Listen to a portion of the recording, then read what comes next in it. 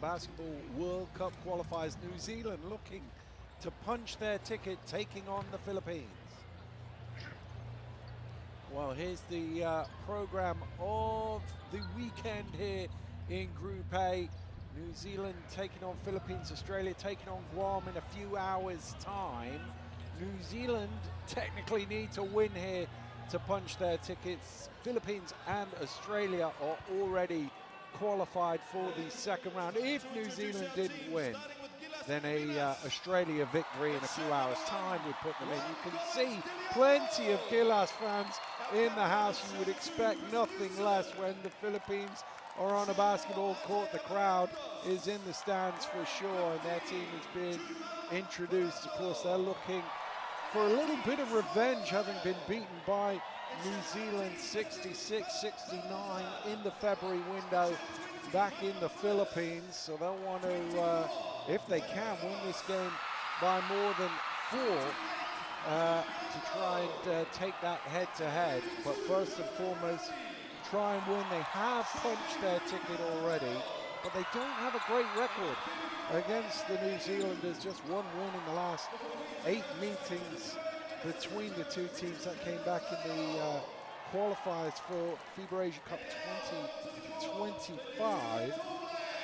And New Zealand have a pretty good record at home as well. The Tall Blacks, well, they were beaten the last time out. Before that, though, they'd won 9 in a row at home, so they want to get back on a winning streak after that disappointment of the defeat against Australia. And as I say, it is a big crowd in here tonight, although there are plenty of Filipinos supporting their team, so it won't all be home court advantage for the Tall Blacks in this one.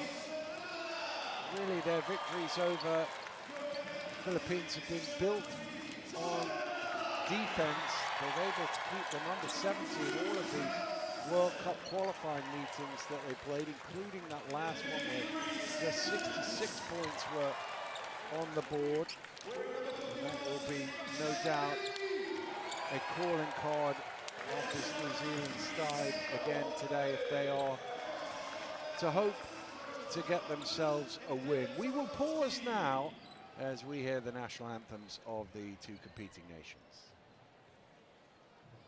Ladies and gentlemen, please be upstanding for the national anthems. First, we will hear the national anthem of the Philippines, sung by Michael Eris, and this will be followed by the national anthem of New Zealand, sung by Te Orere Williams.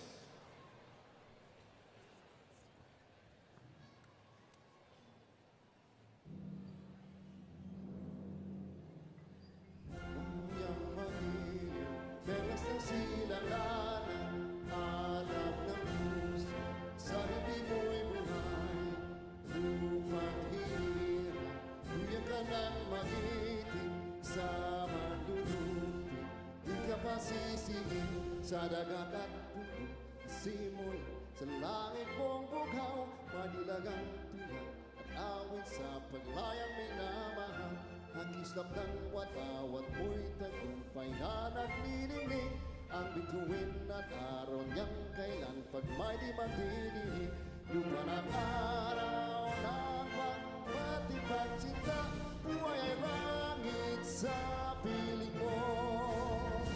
Ang ligaya naman may magaan, ang mamatay ng dahil sa'yo.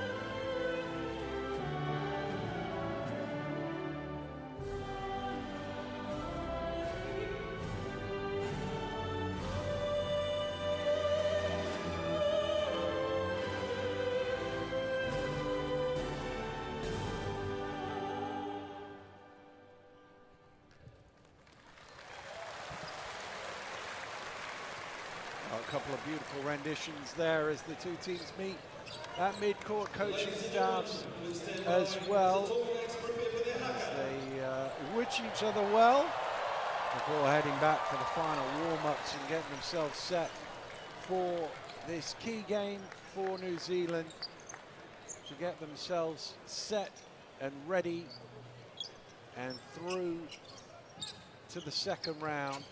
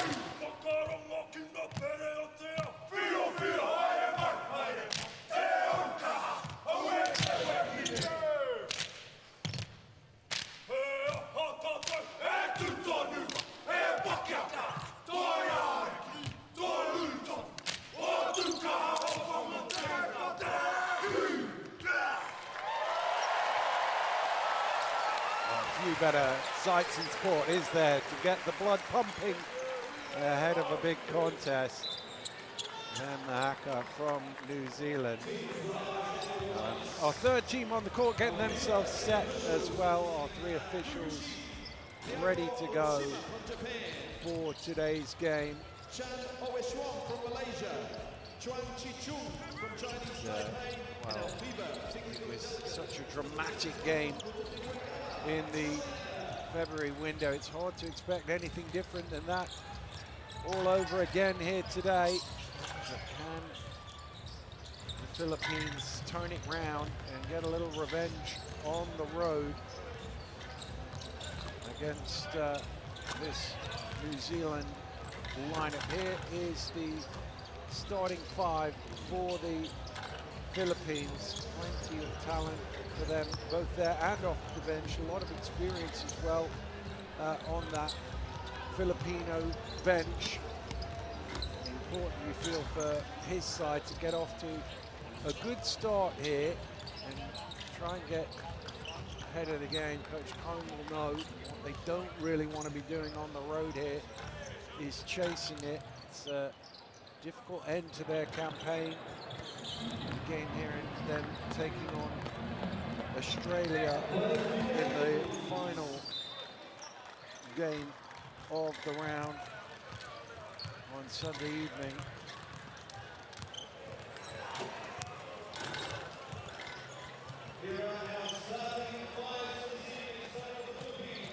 Well, the New Zealand team heading back into their huddle. Here is the starting five. A couple of the Sams, three Sams in the lineup today, in the starting lineup. Veteran Webster back in the team, but off the bench today.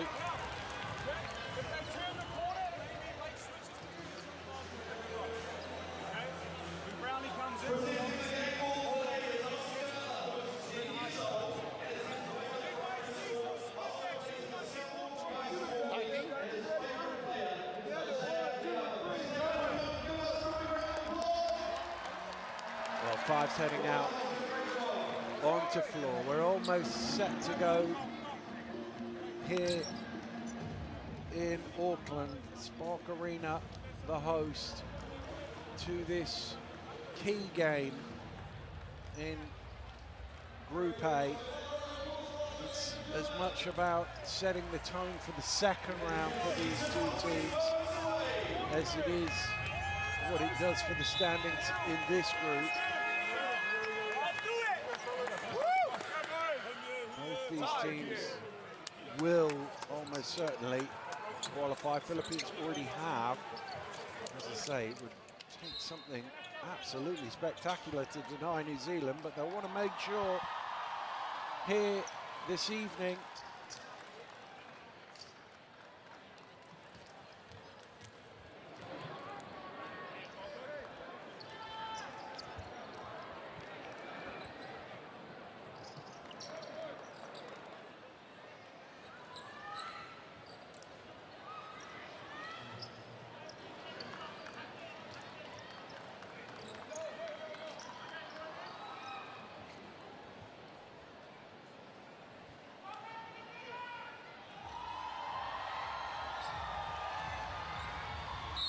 Here we go then.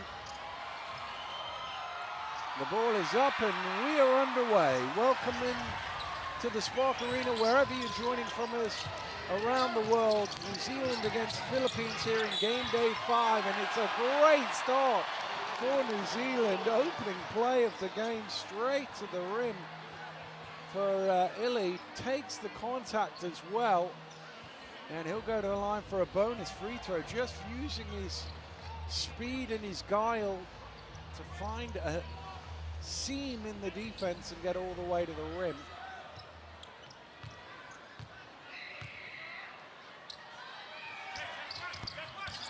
He can't convert the three-point play, but even better, an offensive rebound and a chance for a second score. Here's Ili. Kick back out. Three ball is on the way, doesn't go, batted down. And Gillas able to get hold of it through Ramos. And you can hear the noise from the Philippine supporters. They're going to be loud and proud throughout this game, no doubt. Looking to go inside here. Shot clock getting low. Orientos off the mark. Chance now from New Zealand to run. Kick to the corner. It's almost lost there by Ili. It is lost out of bounds, and that will go back to the Philippines.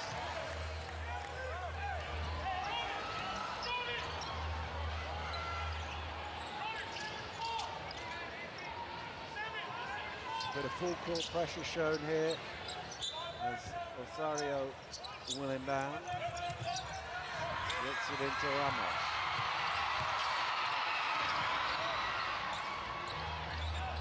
Back to Barrientos.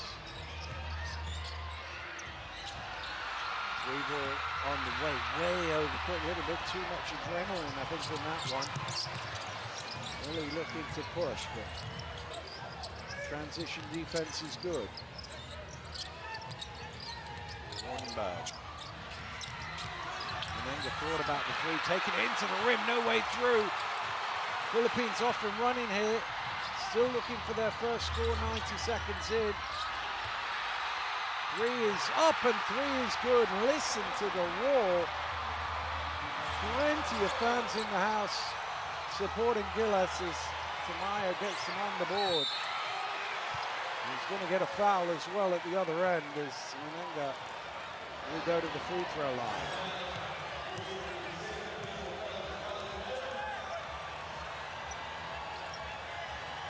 Menga, a couple of shots to come, a couple of early fouls here on the Philippines. Just need to be careful not to get into the penalty too soon in the quarter. New Zealand trying to take advantage of the size they have inside as well as some of the speed from the outside. Second personal foul on Tamayo, both the fouls in the game on him. Remember, had a double-double last time out against these opponents. Barrientos, Ramos. Patience here from the Filipino offense. Not loose, but Ramos is able to come up with it and lay it home. Ramos' first points of the game. Okay. Traveling violation there, not getting the ball down quick enough, Sam Menga.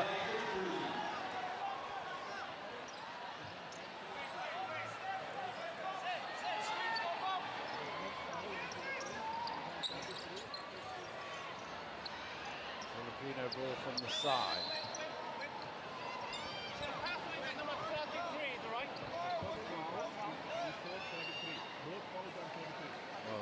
I think there's some debate over whether there is two fouls on Tamayo. I'm just checking whether both of them were against him at the table.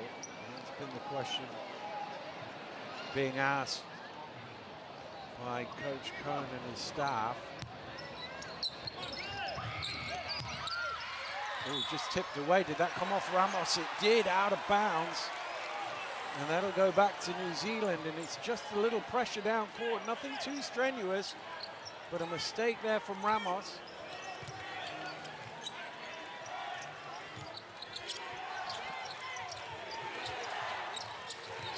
Up into Menenga. Rearranged off the glass. Tough finish from Ilya. Ties the scores up at 5.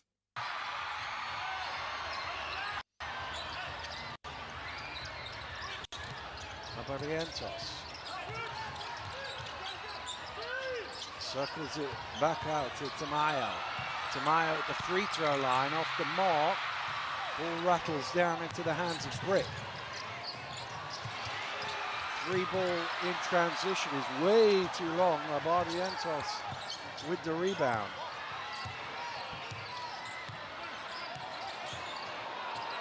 There's been a few what I call adrenaline shots where they've gone way too long. Barrientos is going to fire up the 3 off the mark, and New Zealand come away with it. Billy with the spin. Back he goes to Wardenberg. Thought about the 3, takes the 3, makes the 3. Well, he had plenty of space, and they stepped off him a little bit, and he made them pay in the end, and he's stolen the ball away.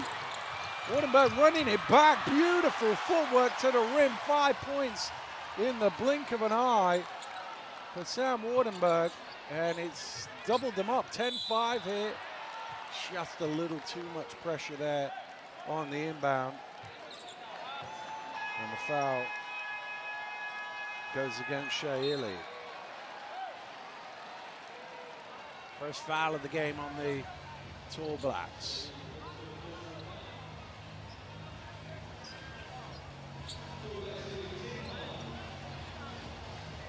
Again, New Zealand looking to apply a little pressure, not quite as much, but just enough to get them a bit later into the clock as much as anything else. Ronaldo looking for a handoff, eventually finds one, and Ramos to the rim is fouled. And Dwight Ramos will go to the free throw line. Playing his hoops in Japan, where he averages 12 points a game last season. His best scoring season, actually, in the D-League.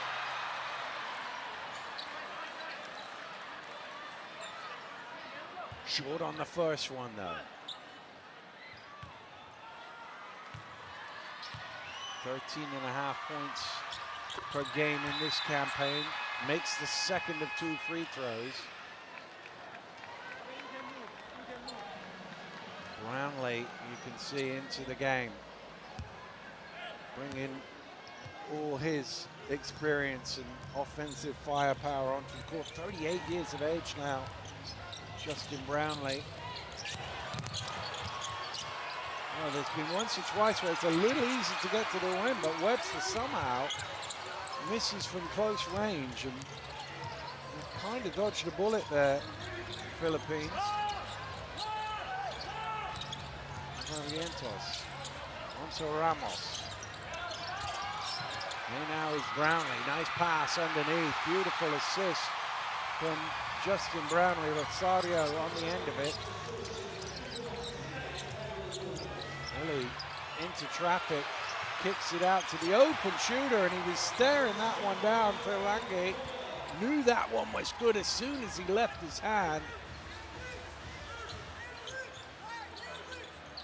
And showing his 3-point percentage is no fluke.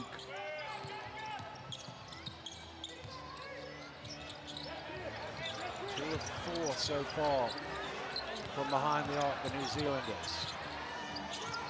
Barrientos. Well, that lead pass was there, but just overcooked. And running it back. Try losing it out of bounds. Again, it's a good little hand from Barrientos.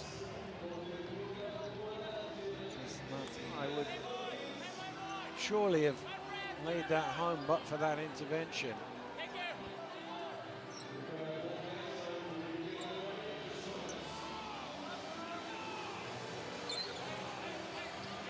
Webster making himself look presentable before inbounding the ball.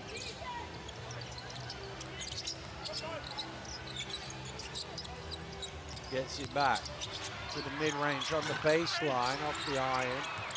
Great work on the offensive glass, but it's thrown away. Ramos pushing hard, has it knocked loose. And New Zealand come up with it through Davison. Davison's pass is not a good one. Easy steal for Brownlee. Brownlee to Barrientos.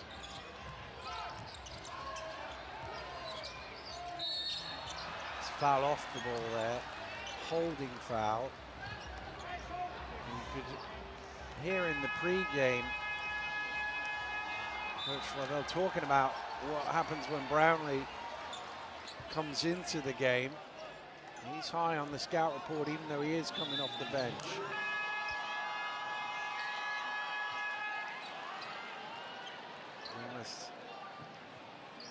Lano into the game for the first time.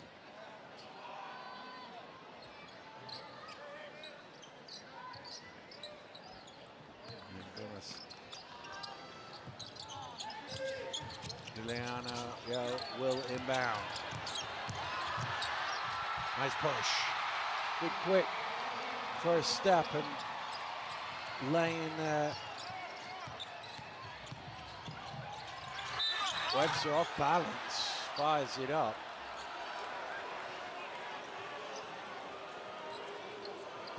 And he'll go to the line.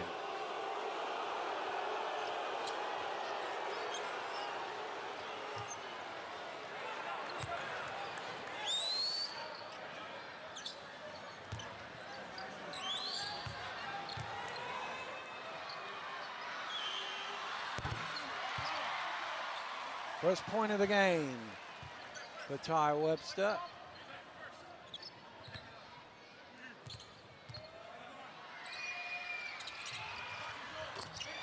Two or two. Again, this full court pressure. Sometimes they jump hard and sometimes it's just about making life difficult for the Philippines to get across mid-court. Little float shot from Gomez is good.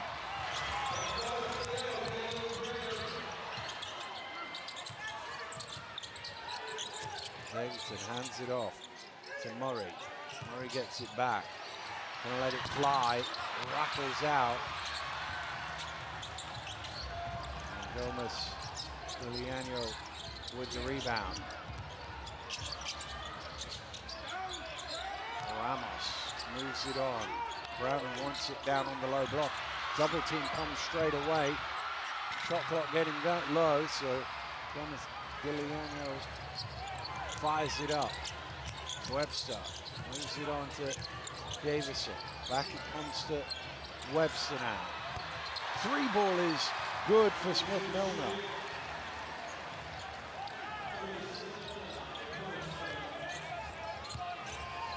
Six-point New Zealand lead.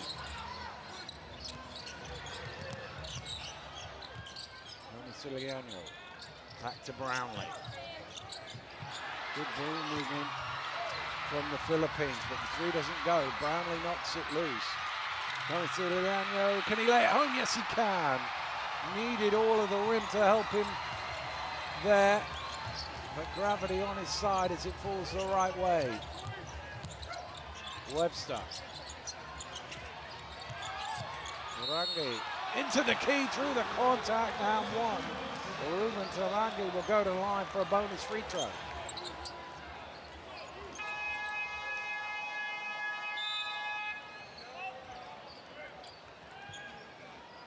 Fourth foul of the quarter. They've actually done pretty well to get to this stage before committing the fourth. Gilas, because they were in a little trouble when they got a couple of quick ones on Tomeo early on.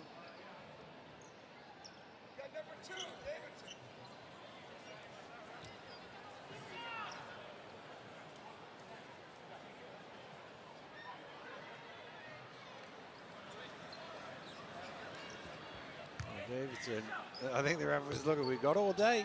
Tuck your shirt in, son. Oh, look at that, 10 points off the bench already. Rangi will sit down after that. Kiambo bringing it forward. Back to Kiambo. Nice cut off the ball. Oh, got to make the layup though. Kevin Kiambo would want that one back. Davison was open there, pass didn't come his way. And it's stolen away. Brownlee brings it over the halfway line.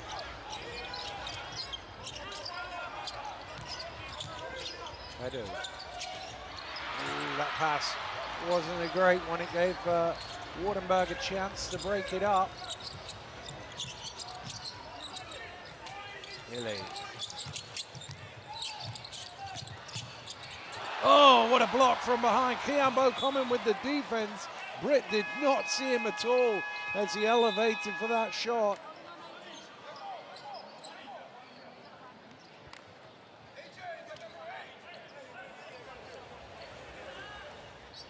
Well, he's behind you.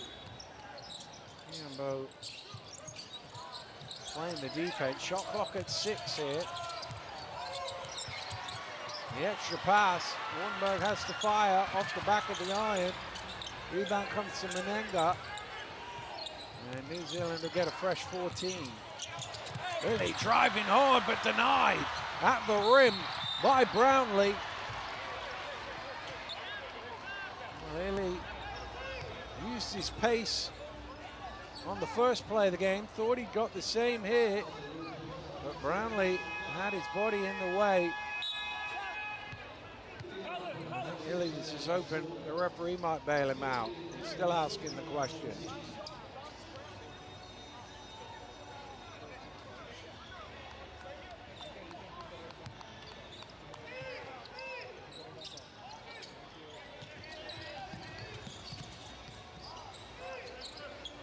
New Zealand 21, Philippines 14. We close on the last 30 seconds of the quarter. What a finish that is. Juan Gomez de Leano underneath, spinning it in off the glass, through the contact, and he will go to the line for a bonus free throw. Just got the step on Britt along the baseline.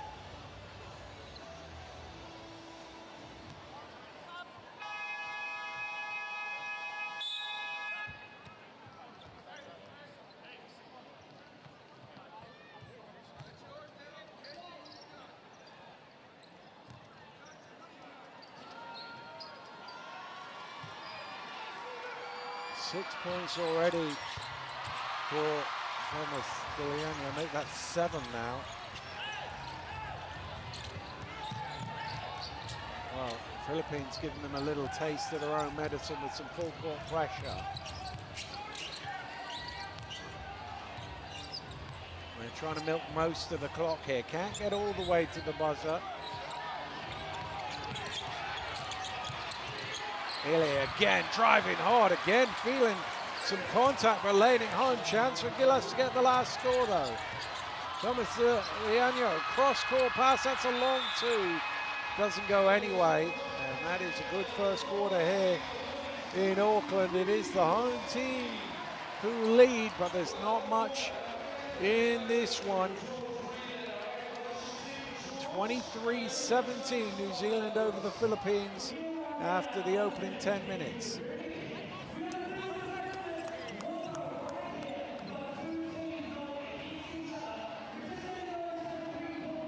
The Philippines struggling a little from the 3-point line. at the moment. That's probably the only difference in the game. I'm sure that will come.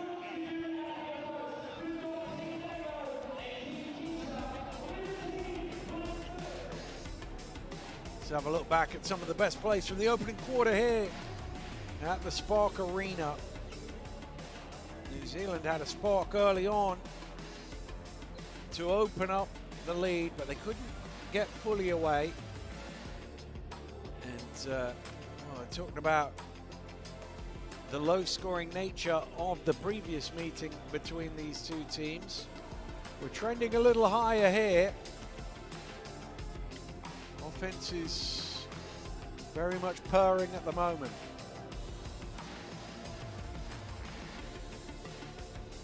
You wonder if either of them can turn on a defensive run, string some stops together to help get them an advantage.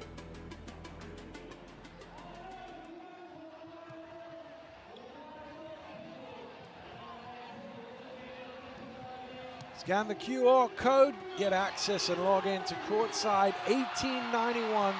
Watch live streams, extended highlights of FIBA competitions, much, much more. All the stats and scores you could want as well. Make sure you join us over at Courtside 1891.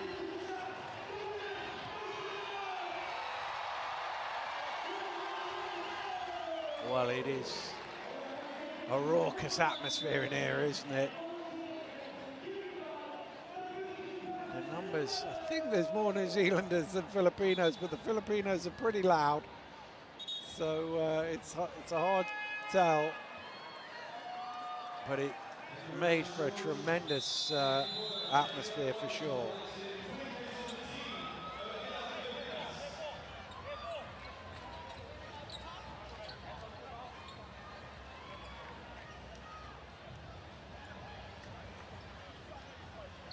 Well, young and old, they packed it out to enjoy themselves a bit of FIBA Basketball World Cup Asian qualifiers. And even better, they can see themselves on the big screen. Didn't quite get the camera phone out quick enough. Second quarter underway here in Auckland. It's the Philippines who have the opening possession, trailing 23-17. Nice pass from Brownlee, the lead pass really. Probably should have been a score. Well, there is a score at the end of it. He kind of went the long way round for that bucket. Phillips, but he got the score nonetheless. Webster along the baseline. I think the mistake really from Gomez Stiliano was he overplayed the baseline to allow Webster that first step, and then he's always chasing it back.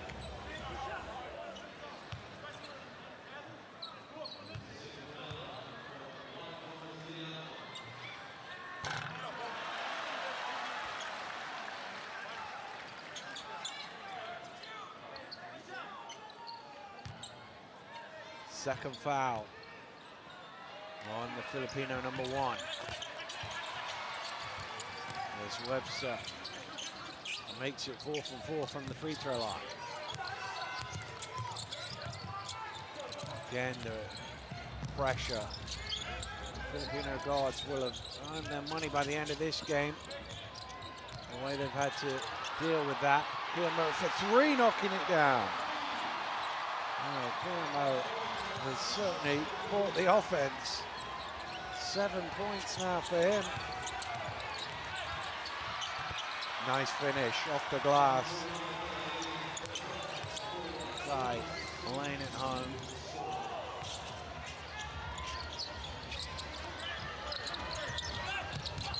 Edu. Foul off the ball. It's a hold foul. Couldn't quite tell whether it was Webster or Tarangi. It is 0 that's shown to the table. That's Ty Webster's number.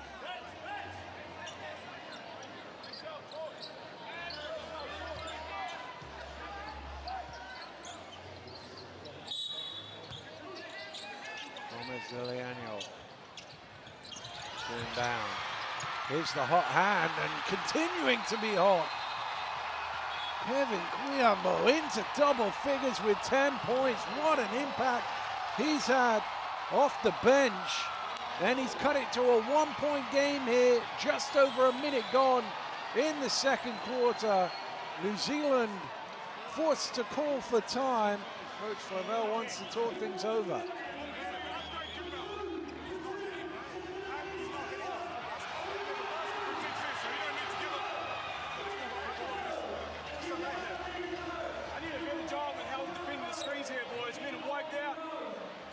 We can't go under now. This guy is a shooter. Quimbow. All right, we've got to get over. If Brownlee's sitting it and he's doing a good job of squeezing and pushing you under, and we chase it over, that's got to be a switch. We can't watch guys go by us. All right? We've got to be able to make that change. Hey, that was their run. We run now. Come on. We're going at Brownlee here. Thumb four. All right? Come on now. Let's go.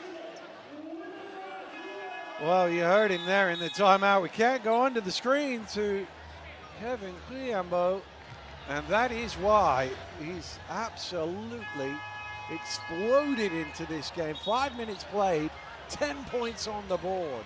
What an impact he's had in this contest.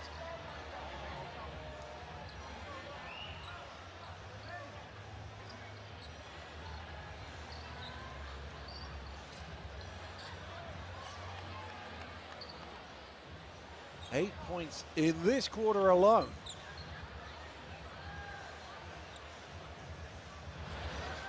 And we've only played a minute and 14 seconds.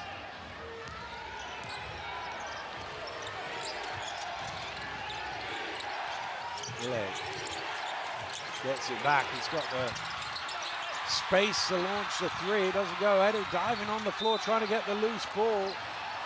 And that will go out of bounds for a Gilas possession.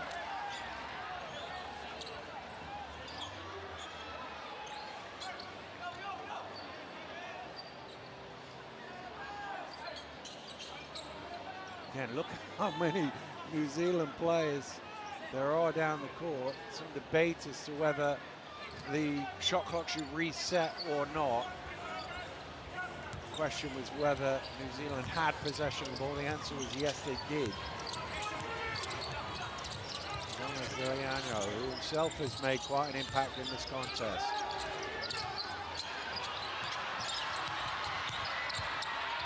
Tamayo, those early fouls, limited minutes as a result. A lot of dribble here, and a travel at the end of it. You can wave that score off. He can't believe it. The fans have just worked it out, and they're not happy either.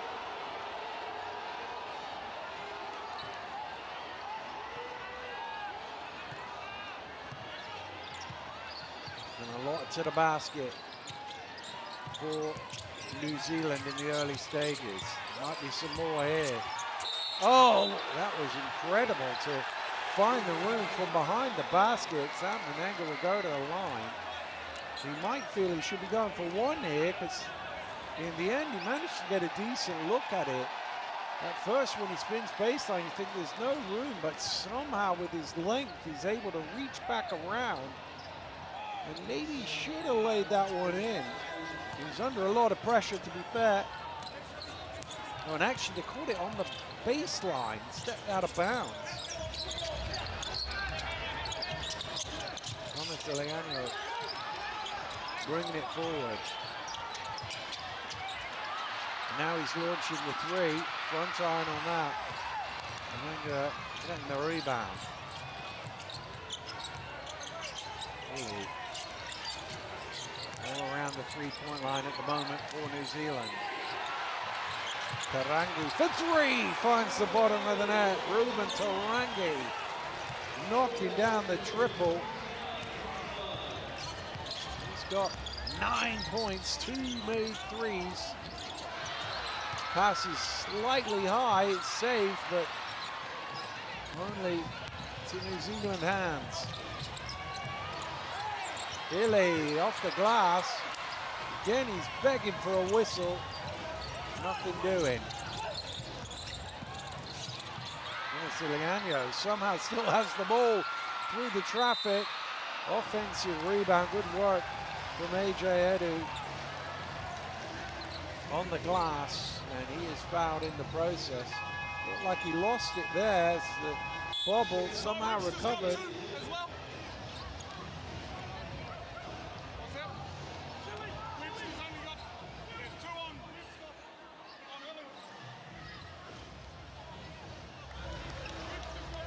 Oh, bit of foul trouble here for New Zealand. Illy goes to the bench, the latest man on 2. Webster is on 2, and so is Britt, as New Zealand reclaim possession through Davison. Britt open for 3, front iron, rebound Brownlee, gets it away, numbers here. Lob back, Gomez de Leano. It wasn't the best pass. I'm not sure he was expecting it, but he was able to lay it home. He's up to 9. Stumbling along the baseline is Taylor Britt, and stumbling because he was fouled.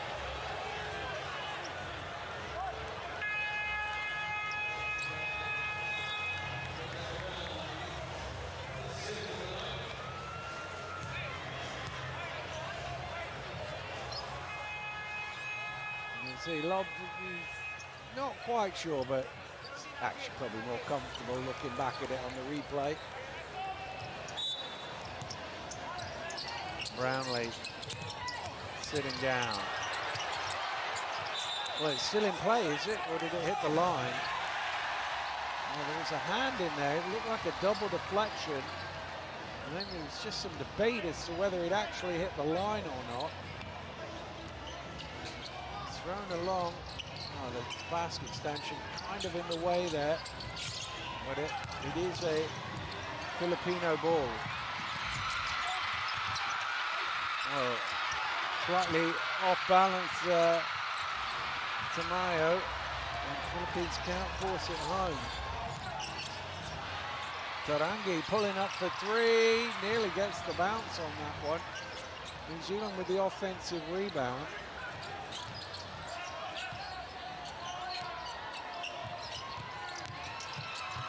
Britt driving hard, kisses it in off the window.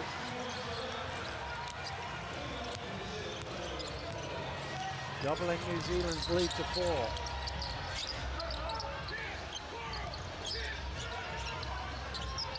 Abarientos gets it back from Maya. Abarientos again. Broken up by a New Zealand hand as Phillips tried to feed it down low. 4.7 remaining on the shot clock. Going to get a timeout first of all, though. 5:24 on the clock. Coach Cohen wants to talk things over with his squad.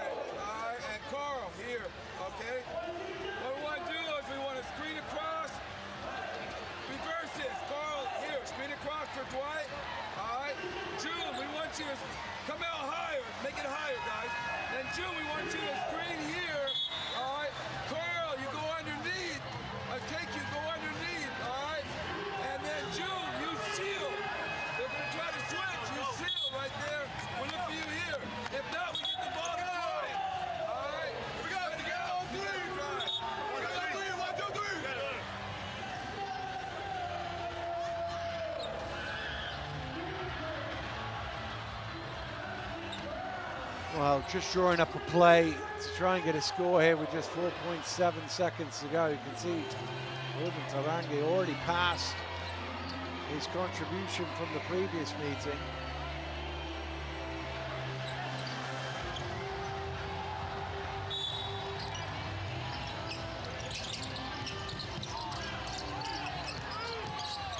Ramos off 1 foot from the free throw line. That one rims out, batted up in the air.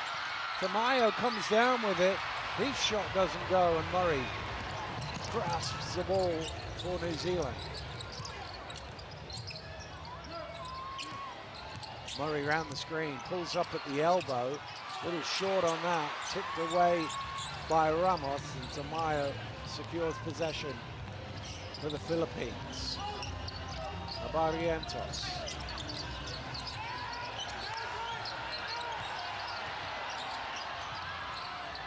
Round it comes to Tamayo looking for three. Cole Tamayo doubles his personal tally and cuts it to a 1-point game here. Davison wants a brick. Back to Davison, looking for three of his own, doesn't go. Ball is loose. First to it is Kiamo. The place would have exploded there if that had dropped and given the Philippines the lead. Brick. 2 feet in the paint for Murray. He was looking for options. The best one was to call his own number.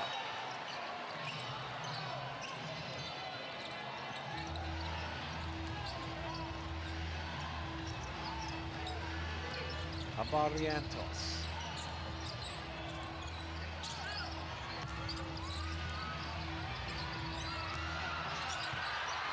Tamayo. Oh, tough one. Fading away. Paul Tamayo is up to 8. Back to a 1-point game. Trading blows here in Auckland. Nice pass. Oh, he went for it all, but got a rim check. There might be a score anyway. There is underneath as Wardenberg makes up for the miss from his teammate Timmins. Two of the Sams combining. Barrientos around the high screen, into the key, down the lane, trying to shovel it out the back door. Multiple deflections on that one. Is going to stay with the Philippines.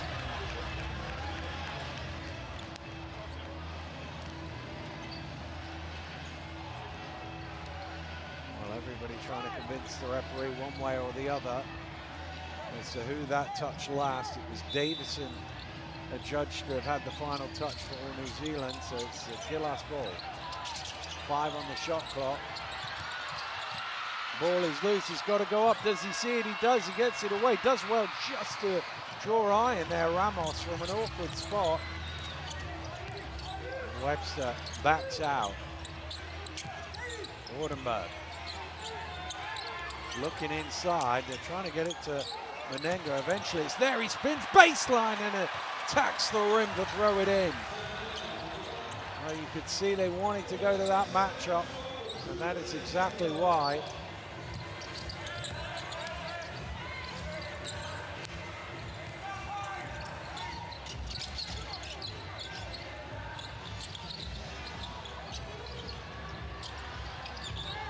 Ramos.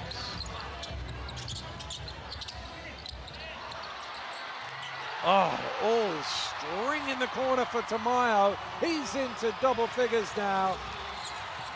Really bringing it for his team. Cuts it to 2. Webster looking to reply with 3 of his own. Ty Webster, his first field goal of the game, and they've stolen it right back, New Zealand. And a foul is called. I think the block in the end from Ramos might have been clean, but there was a foul in there first.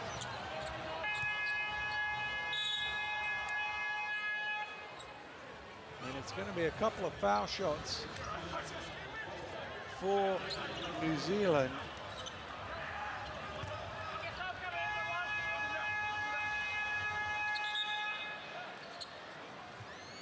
Fajardo called for his first personal foul.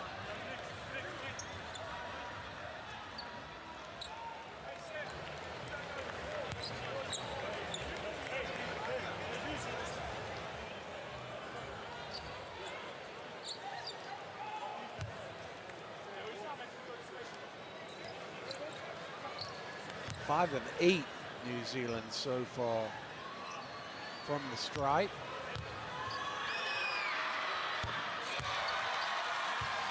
And Wardenberg ticks that up a notch.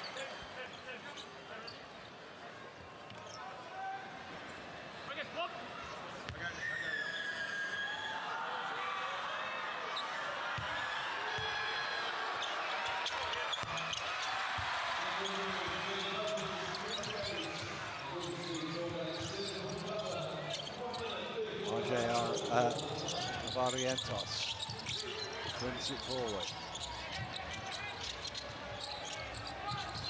Brownlee. Barrientos under pressure, able to get it to go despite having the larger Ty Webster in front of him.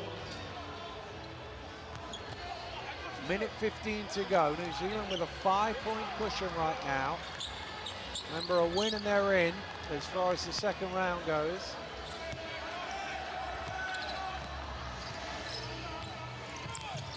Webster, back to Menenga. Webster again, travel.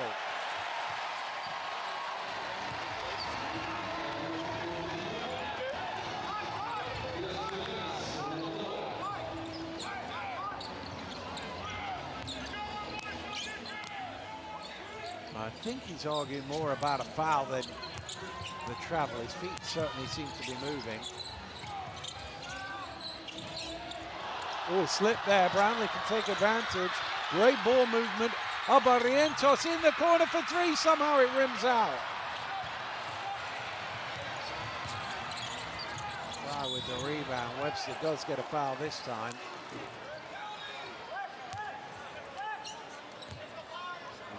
Kiambo called for his first.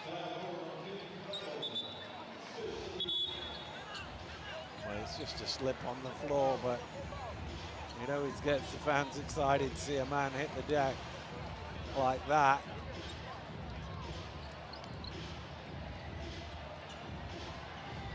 New Zealand gonna call for time with 46.4 to go in the first half.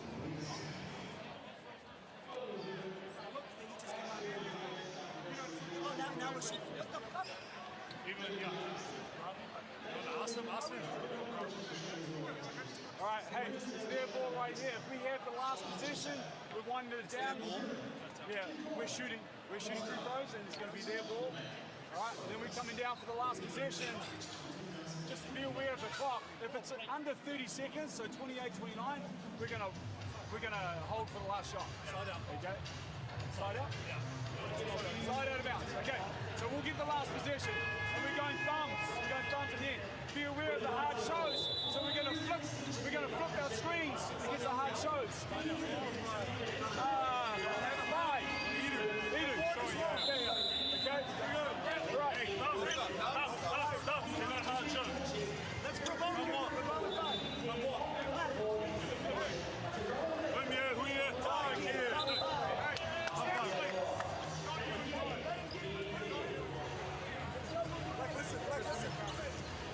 Fives making their way back out onto court.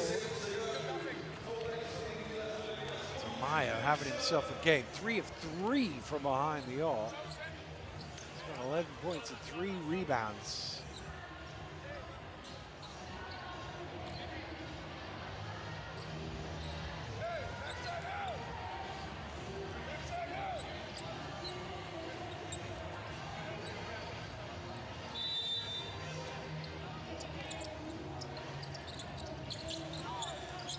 A chance to go 2 for 1 here, New Zealand.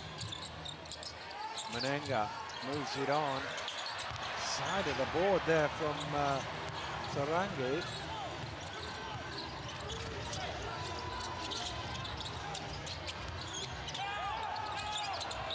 Brownlee. Ramos into the key, tosses one in. 5 points for Dwight Ramos. Shot clock is off, and as Coach Lavelle said in the timeout, we've got the last possession. Well, he's gone a bit quick here, Webster. Under pressure, he's glad to hear the whistle. And we go to the line.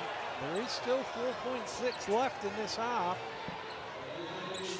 Could be enough time for Villas to run it back the other way. Just went a couple of ticks early there.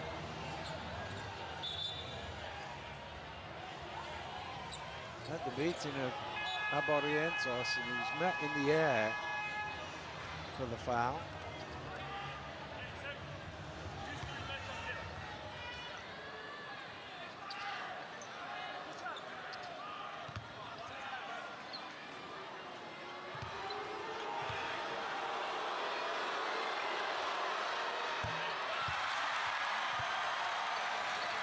First one is good for Ty Webster.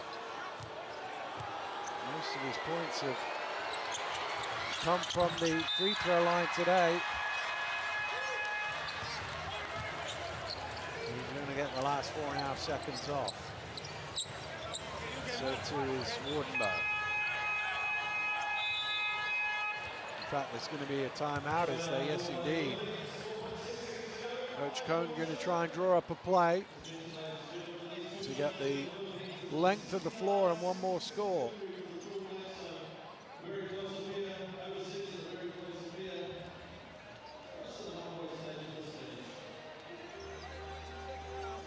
All right, you do the same thing. Look, same look. RJ and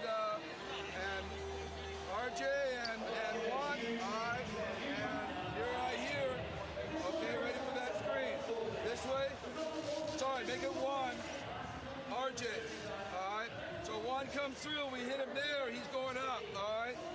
But what we want to look for first is Justin's down here. All right. All right, Justin. I want you to just kind of relax. Relax. All right. And then break up to the ball, and we'll try to make that pass right here. You'll be by yourself. You turn. You go. All right. Okay. If not, then we go here. All right, 1, 2, okay? If you get it out here on this, one, get ahead, pass, then you get the shot right here, one, all right? AJ, after you screen, sprint to the three-point line right there, all right? Yep, let's get it, here we go. All right, it sounded like Brownlee and Gomez-Diliano were the 1 and 2 options in that play, but there were a few different possibilities.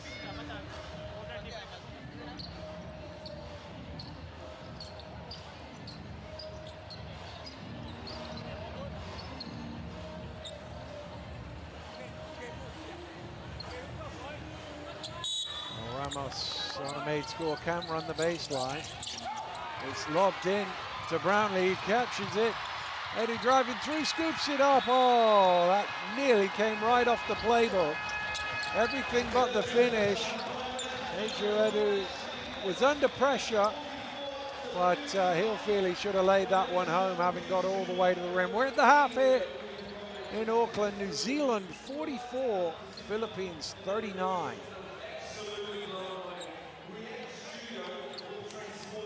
It's been a great first half. New Zealand doing pretty well in and around the rim, getting to the free throw line as well. Gilas started slowly from three-point line, but made some as the half went on early in that second quarter for sure. Even on the rebounds. Webster from the free throw line leading New Zealand. What an impact from Kuyambo off the bench.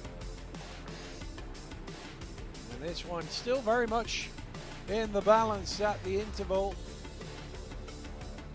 New Zealand, who still technically need to win to punch their ticket for the second round, on course to do so, but the Philippines right in their slipstream and ready for a second half charge to try and gain some revenge for the victory that New Zealand had in the Philippines in the previous window. Both these teams will have ambitions of going all the way, not just through this round, but the next one as well, and on to the FIBA World Cup itself. But plenty of basketball to be played over the next few months for any of that to happen. And plenty of basketball still to be played at the Spark Arena here in Auckland in the second half. New Zealand can't shake loose the Philippines at this moment in time. 3-point game last time they met, were trending in that sort of direction once again this time around. It's been a thoroughly enjoyable game through 20 minutes. And it is New Zealand who have the advantage, 44 points to 39.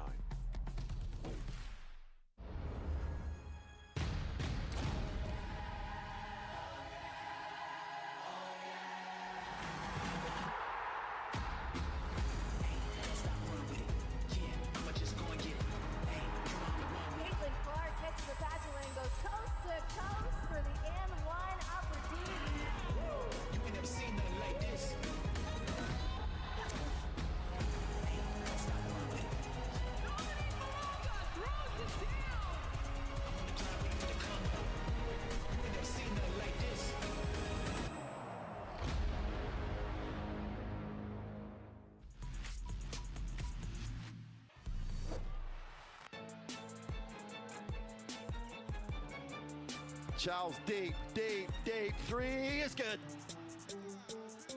Ties it at 91.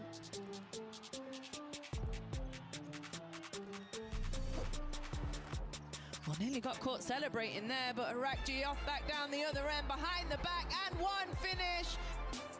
Another look at that.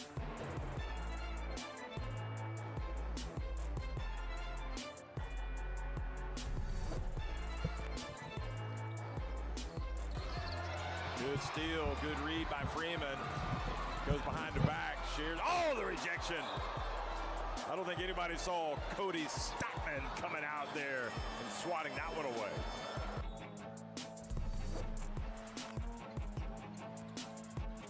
And a drive through.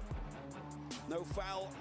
Strong defense. Japan on the attack. Watanabe. That's the pass that they're looking for. Hawkinson with the delivery. Scoring touch. Just look at this. Get out of there. That is the block from Watanabe. He's all smiles. And look what happens. Big score, big moments. Arakji. Oh, behind the back pass to Lawson. Beautiful pass. Easy finish for the big man inside. Magician. 9-point lead for China. Togashi hands it to Kirk. Kirk goes inside. Oh, that's a thunderous two-hander.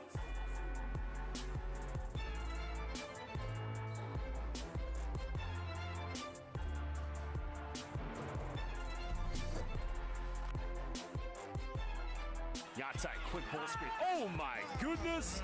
Well, quick ball screen, slip screen in the end. Just monster dunk by Harrison. And he has no regard.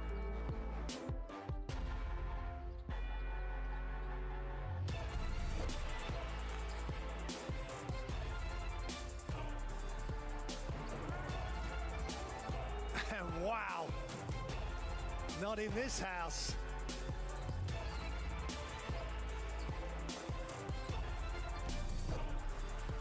Harris coming right through the middle. Look at that for a dunk. For Jalen Harris, look at the pass. It is top quality.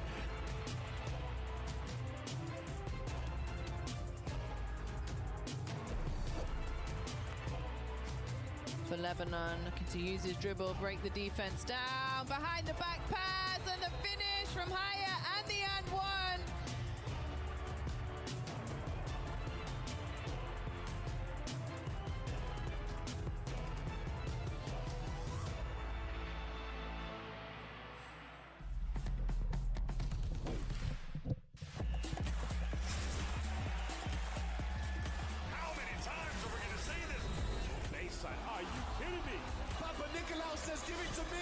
Attacks to close out.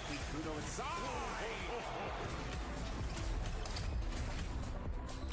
Fills it up.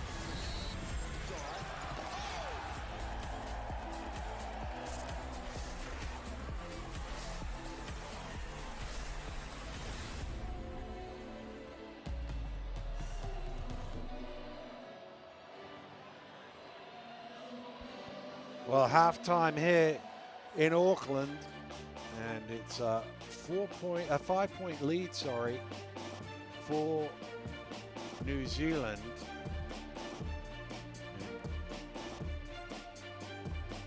Tamayo leading the way with 11 points already. They've had a few good contributions from across the board. New Zealand, Tarangi shooting the ball well.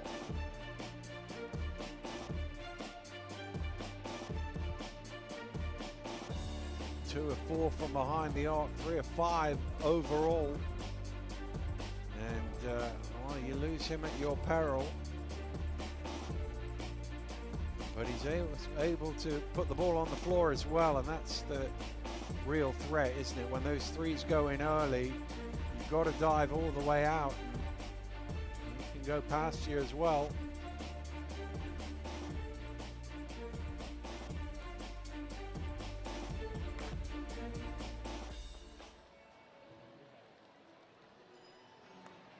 Oh, quite a spectacular halftime show here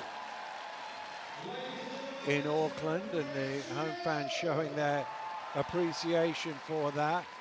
Both sets of fans, to be fair.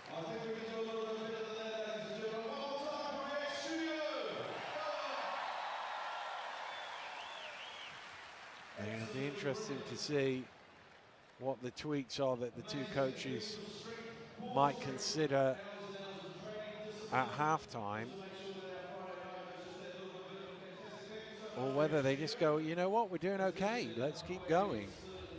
Because, yeah, there's always things you can improve on, but I thought both teams played pretty well in that first half. It was pretty up and down. There was no great runs. You think back, there's no real spell where one team got on top. Philippines dropped behind a little bit and then had a 7-0 run, but the biggest run of the game was that. So pretty even, couple of lead changes, couple of ties, but even though Philippines haven't yet led in the game, they've been there or thereabouts, and they've had a couple of opportunities to try and take something of a advantage, but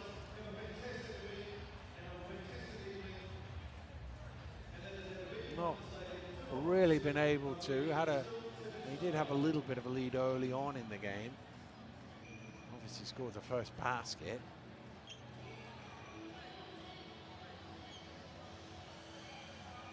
But they've got good contribution off the bench, and I think that'll be one of the things that they'll be pleased with, both coaches, to be honest with you, because 41 of the points scored in this game, so basically half the offense has come from the bench, exactly half in the case of New Zealand, 1 point shy of that, 19 of the 39 off the bench for the Philippines.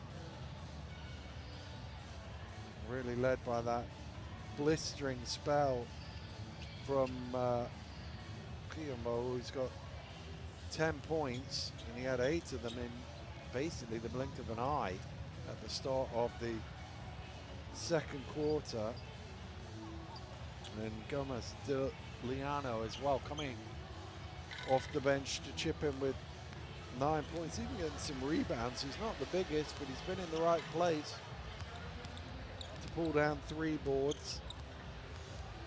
And we talked about Tarangi being the leading scorer in the game for New Zealand. His 9 points have obviously come off the bench as well. And so too is the 8 that Ty Webster has scored. So in both cases, it's been a couple of individuals that have led the way in terms of that bench scoring. And again, that always makes you wonder. There we go, there's confirmation of the 50-50 split between New Zealand starters and their bench. You then wonder, well, does the coach change it up for the start of the second half? Do you want maybe to start Tarangi or Webster or both? And the key difference really is it's about rotation. If you start a guy, then he's more likely to finish up with 12, 13 minutes in this half. Whereas if you bring him off the bench, it's more difficult to get to that number because you're not going to bring him in for starters until 4 minutes in probably, maybe even 5 minutes in. So you've lost 5. The most you can play is 15. You're not going to play him all the way through, so he's going to have to sit for another few minutes. And that is the thought process for a coach.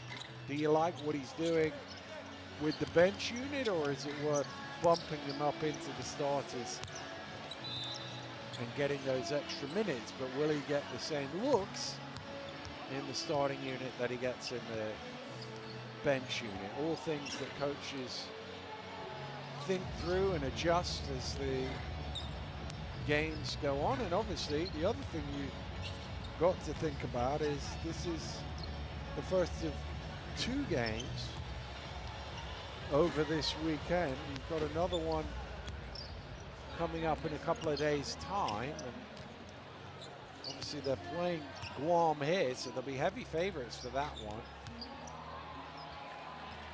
But you just got to think about fatigue and rest and all of that sort of thing. They do have the advantage of both their games being at home in this window, so no travel. Same for Australia as well. It's Guam and the Philippines who are hopping on planes.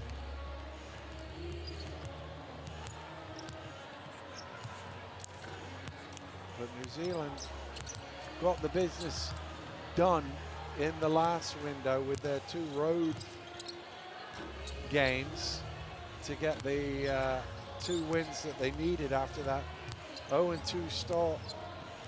2 close ones against Australia back in the November-December window. Lost by 5 on the road, and then heartbreaker at home, a 2.77-79 defeat. And at that stage, they were looking in a tiny bit of trouble. Obviously, they know they've played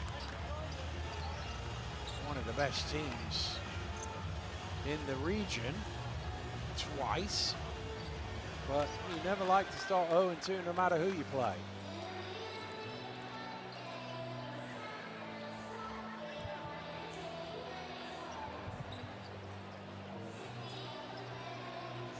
Well, what can the Philippines do here in the second half to really get themselves on top of this game?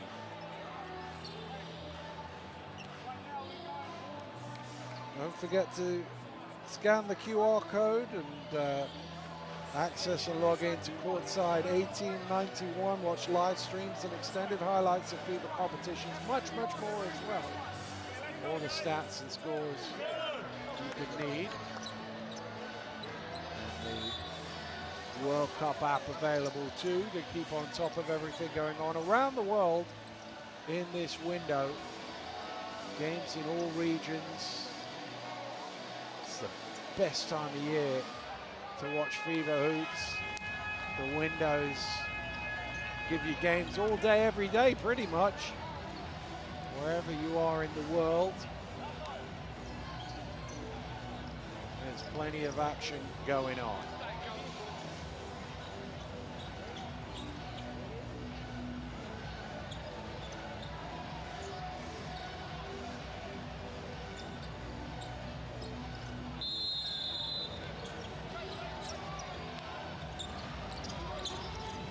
Underway here in the second half in Auckland, and New Zealand scored immediately in the first half, and they've done it again here in the second half, and it's the number 51 again, Shea Illy, who got them going. He does it again. But a reply from Tamayo. Boy, those early fouls that kept him on the bench, what would he have done with a few more minutes? He's absolutely on fire here in this game. 13 points already for him.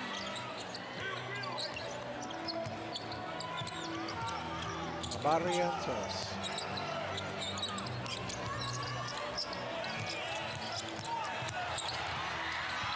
The mid-range doesn't go at it, trying to get the rebound. He's able to do that. Barrientos out to Brownlee. Brownlee double team, loses the ball. Away come New Zealand with numbers. Behind the back pass and laid home by Manenga. New Zealand sticking with the same starting five that began the game, but Philippines have switched it up with Eder and Brownlee coming into the starters. And it's another steal. Manenga getting his hands on it, being disruptive. And Brownlee committing the foul.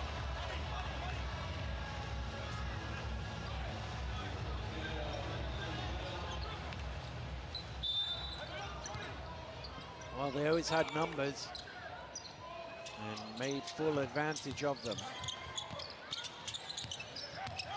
Manenga striding his way to the rim. Fouled by AJ Edu.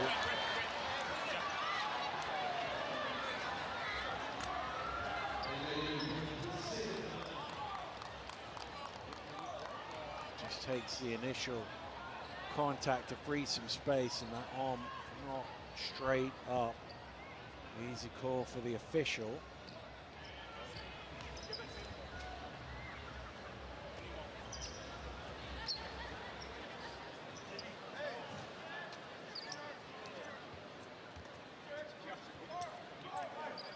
Perspiration wiped up, so we can go back to the foul shots.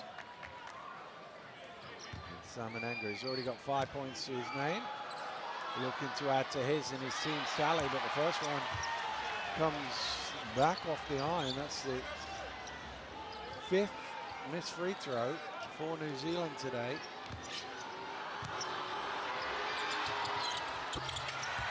Second one is good.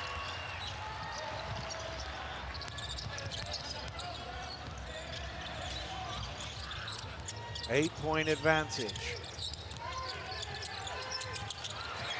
And it's nearly turned over again. It's the biggest lead of the game for New Zealand. They're trying to add to it with another steal. They can't get back up. We've got rid of that in time there, Ellie. Here he is looking to attack, throws it off. Manenga able to come up with it, too strong. Another offensive rebound. No real space for Wardenberg. Somehow he gets out. Manenga backs out for three and splashes it home. What an incredible spell of play from New Zealand. And defensively, they've turned up the heat in this quarter. And they've opened up a double-figure lead, an 8-2 start in the first 2 minutes and a bit here of the third. And Philippines having to call for time to try and stop the bleeding.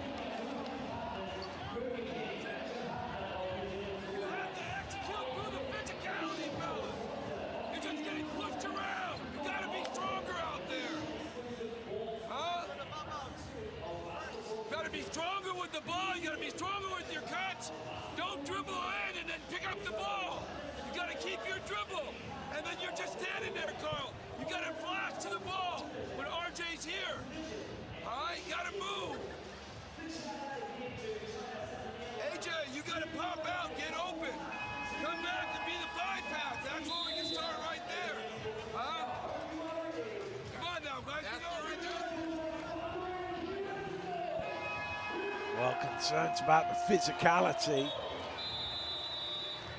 Feeling that they're getting a little bullied here at the start of the third quarter. And the Philippines will need a response out of this timeout. Feels like a big play this. I know there's still 17, 18 minutes left, but the momentum is all shifting to the Tall Blacks. Gillis need a response.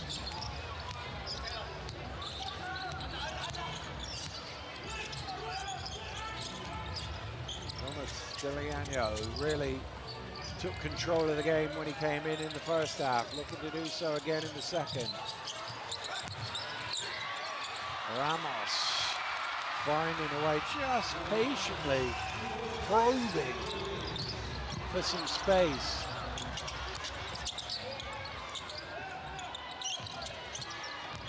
Illy down the lane, loses it out of bounds. It must have touched Edu on the way out, because it's going to be a New Zealand ball. He's had a few of those wry looks at the official today, thinking there might be a foul coming. Here's Ramos again, as I say, just patient with it, no, not rushed. Did come down off his knee. It was good hands from Thomas Diliano.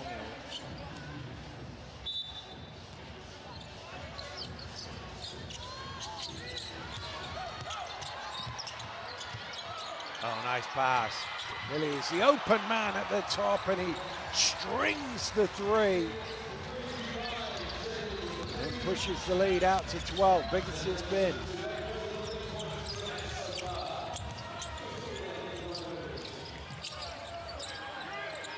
Important moments here for the Philippines to hang on.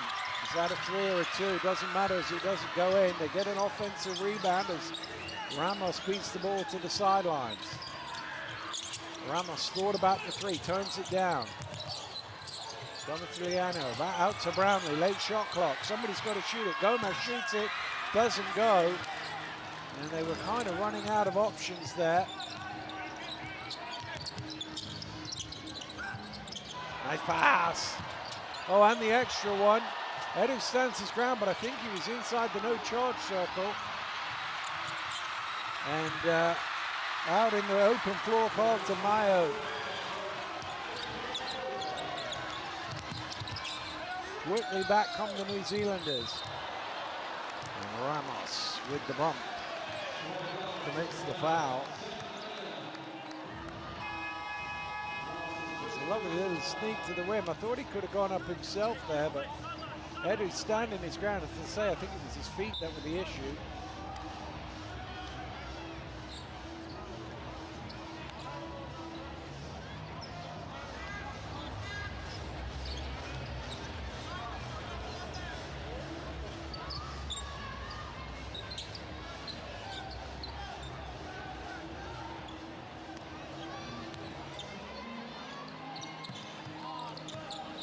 Here's Ty Webster.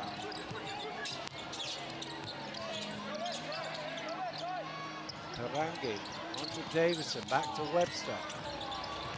He's got a lot of space, but now he's running out of clock. Needs to go up, Illy gets it away. Oh, it goes in! Incredible shot, but it was just after the buzzer, and it will get waved off.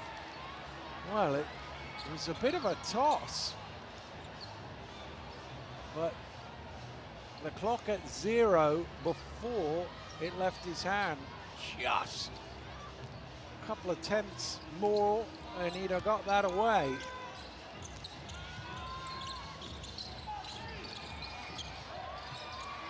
Brownlee. Oh, that pass is a little short. Ramos chases it. He's deflected into the backcourt, so it's okay to play. Gomez Diliano. Shot clock running down on Gillas now. Oh, bottom of the net for one, Gomez Diliano. 3-pointer cuts it down to 7. Illy trying to get those points back, he can. Brownlee keeps it in play.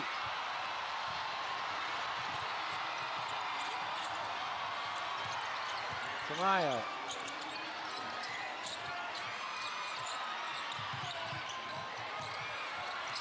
Brownlee along the baseline, gets it to Edu. He left that a little short, but largely because he got a little swipe on the arm. So he will go to the free throw line for 2.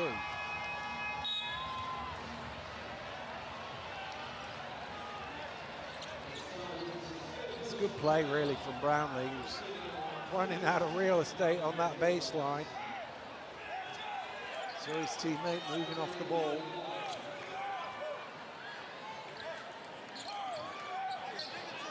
And Ty Webster pinged for foul number 3. So even though he's played less than 9.5 minutes, his impact has been curtailed by the foul problems.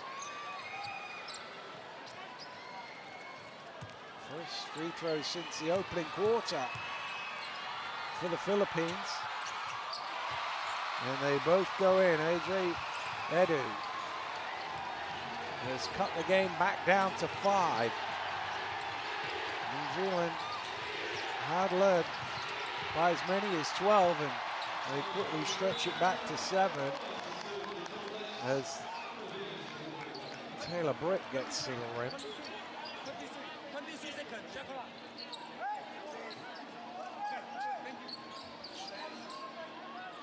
He's been busy when he's been on, Taylor Britt.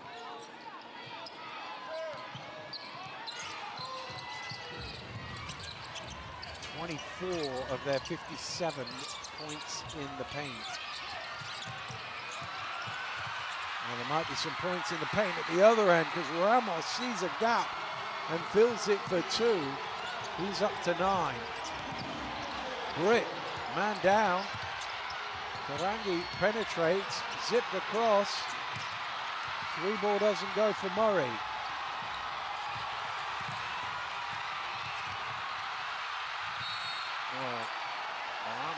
Up in the air, somehow the ball went backwards. I was thinking there must be a foul, and there was indeed.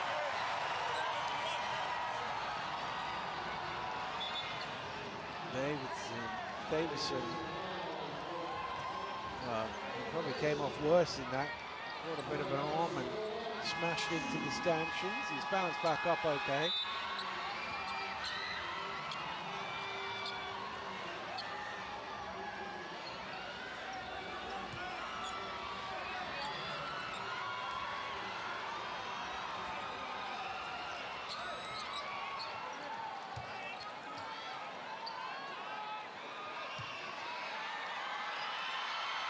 Ramos then at the free throw line, looking to claw this back to a 1-possession game. It wasn't too long ago that it was a 12-point lead, but momentum has shifted just as they needed it to be, as he needed it to be. Back towards Gilas, and it's a 3-point New Zealand lead. Defense the cry from the Filipinos in the crowd. Karange with the penetration. Britt thinks about 3, takes 3 front time. Davison trying to keep it alive. But he come all the way from the 3-point line and ended up fouling Ramos over the back.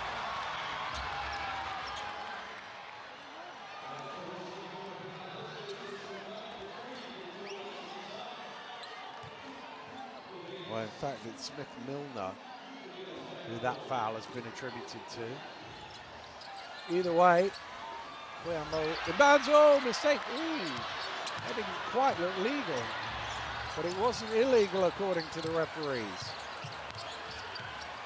Phillips get away with one there. He was trying to pass it, and there was nobody available. Here's Ramos. Ramos pulls up off the back of the rim. And there's Phillips, Motor Mike with the offensive rebound. Foul off the ball. Which way is it going? I think it's on Tarangi. And Mike Phillips is punching the air like he's hit a game-winning 3 there. He was so happy with that call. But look at the effort for the rebound. He was out on the 3-point line. As I say, they call him Motor Mike for a reason. He's got that energy whenever he steps on court. He's not had too many minutes here tonight, but he's trying to make the most of them. Ramos fires up the mid-range. It's always going to be a difficult shot.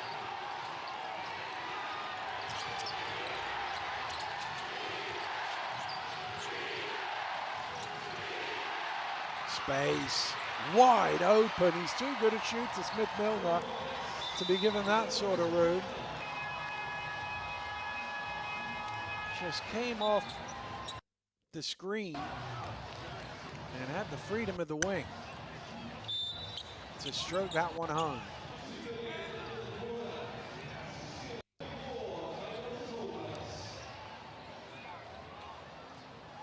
Captain returns for New Zealand.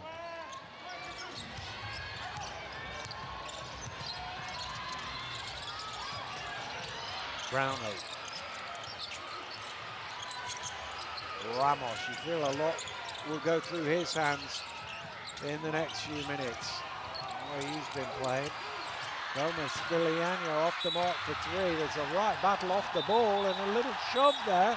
And Phillips is really having an impact here in the third quarter off the bench just with his energy. He is pumped up. He got tangled up here. Watch it on the rebound with Smith-Milner. A foul was called and then a little shove afterwards. And look at Phillips. Really enjoying himself. As I said, I was talking earlier about how excited he is to be out there on the FIBA court. He's only played a few minutes in this contest, but boy, he's had an impact in the last few minutes. What will the referees decide out of this? I think there was an original foul on the rebound, but is there any further punishment?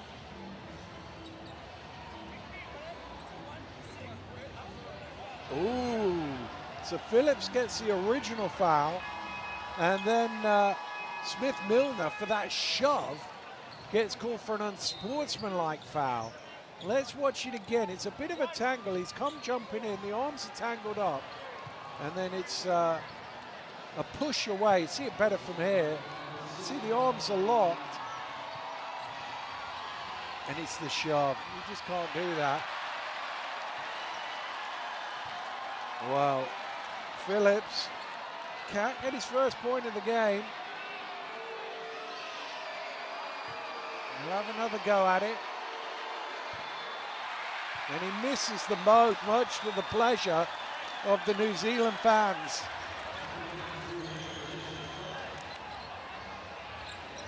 But they do get the ball back.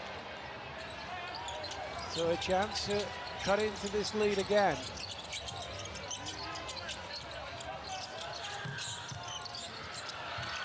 Nice little pick and roll.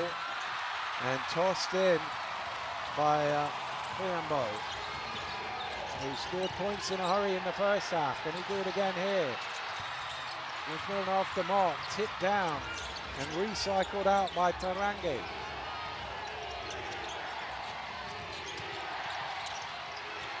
High archer is off the mark. Philippines can get it to a shot again. Nice pass. Phillips from close range, he is on the board now. Getting his reward that his effort deserves. Gillis have got it to two. Tarangi looking for the triple, back iron. Tipped down, who's got it? Philippines come up with it and the foul is called, and that will be 2 free throws. One Gomez Stiliano will go to the line with a chance to level the scores. Well, they spent most of this game behind the Philippines, not by much, but behind. They led for less than 30 seconds at the top.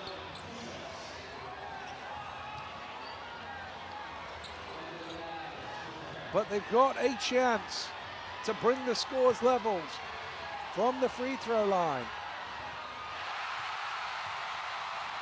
RJ Barrientos makes the first.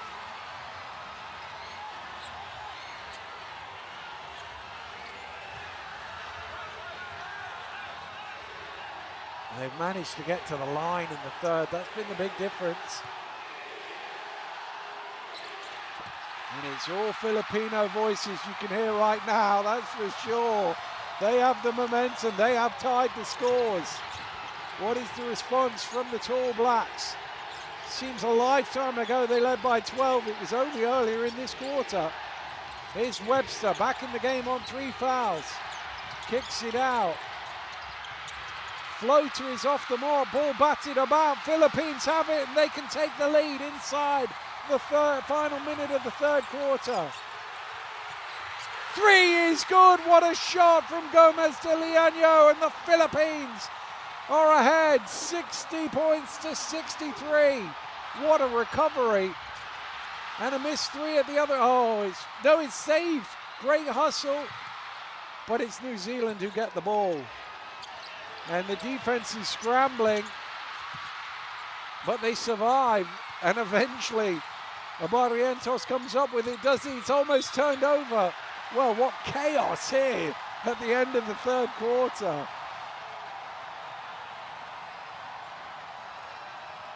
But the Philippines, well, it looked like they were drifting away. You think back that early timeout where Coach Cohn was saying, we've got to match their physicality. You can see, well, they're up to 55 seconds now with the lead.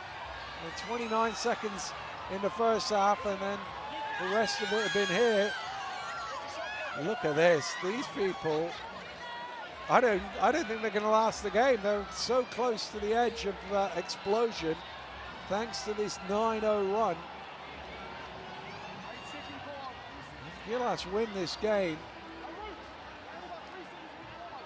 these fans will be bouncing. They already are, to be fair.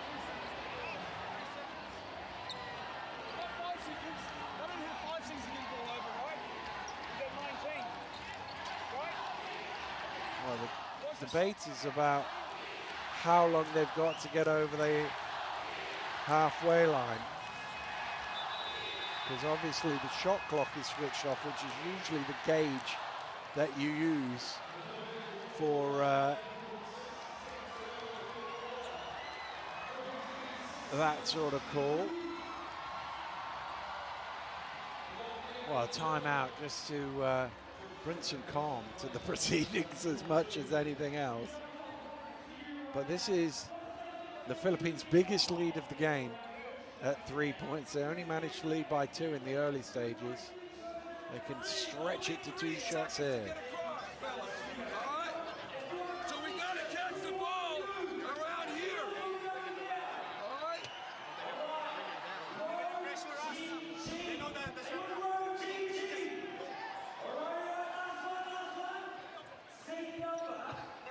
So AJ, you're here with the guards, right? All right. So one, we want you to go over, but AJ, don't set the screen. Ghost it and run here. We look for that quick pass there. All right. JB will be taking the ball up. Okay. So me one. Yeah, you guys stack up. 1, 2, 3, AJ.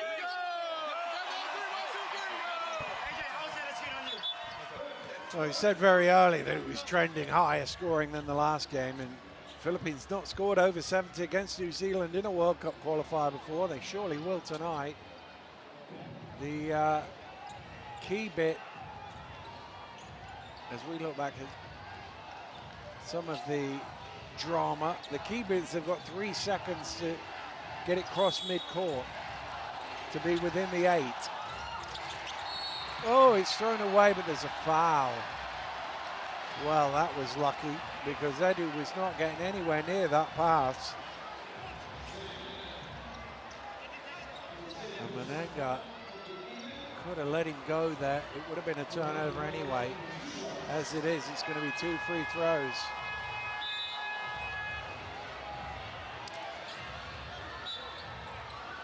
Well, what a ridiculous third quarter this has been. It started all New Zealand, it's finished all the Philippines. As you can see, there's just no way he's going to get that ball.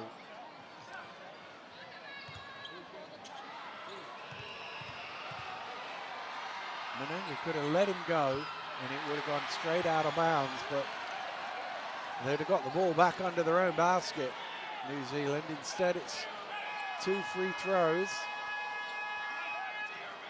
Well, the Philippines They've left a few out there from the free throw line. It's his first miss from this distance.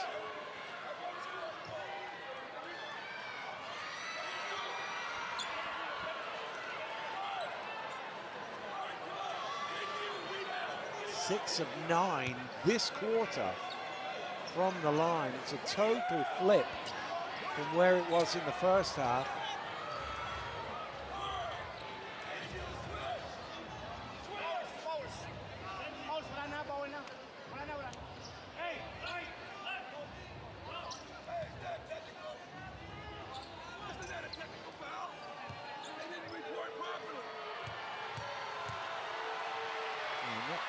Quite sure what all the discussion was there about. Well, 18.6 left in this third. New Zealand suddenly find themselves down 4. Ile trying to milk it. Goes the opposite way to the screen, gets into the key. Kicked out to the corner, and the 3 is good. Wardenberg on the buzzer to end the third. It's a 1-point game with 10 minutes to play. And a big shot from Sam Wardenberg. He had the time, he had the space, but he's got to knock it down, and he does exactly that. And New Zealand with a little momentum to take into the final period. End of 3, New Zealand 63, Philippines 64.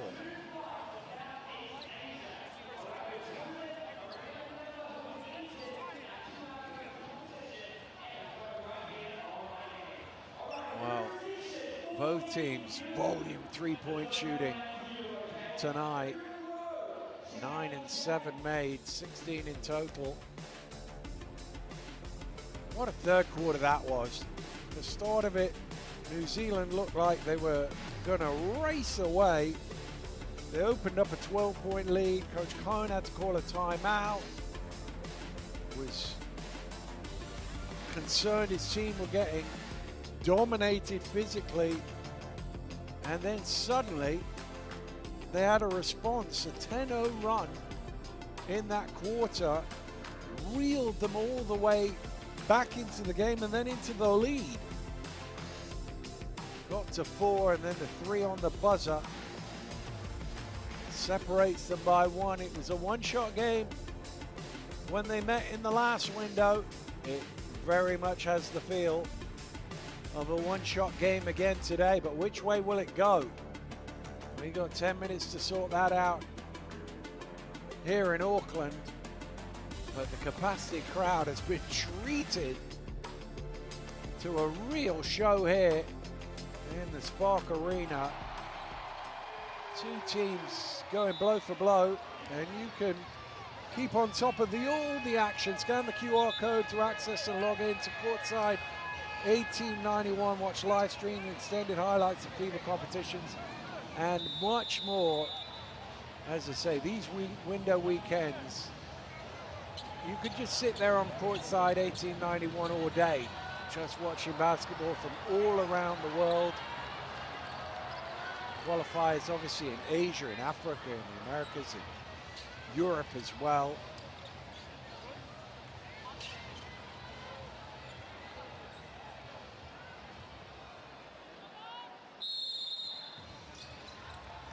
Here we go then, fourth quarter underway. 1-point ball game coming in.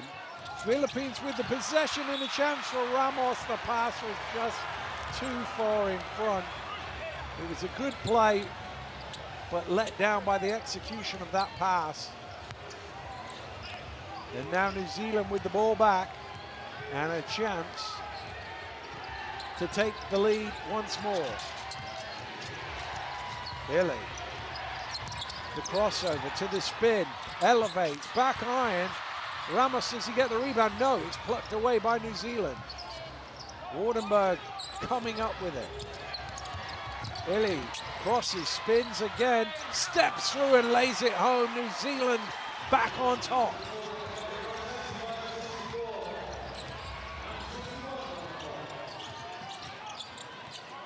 Barrientos.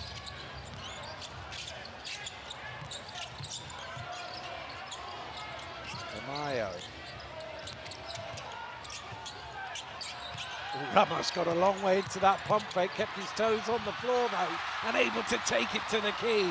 And once again, the lead changes hands.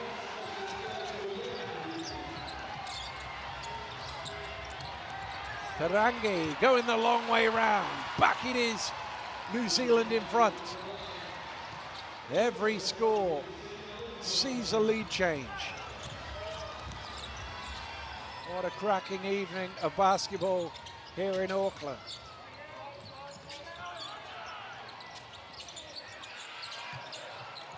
Barrientos to Maya, back to Barrientos, pumps on the three, takes it at the second attempt.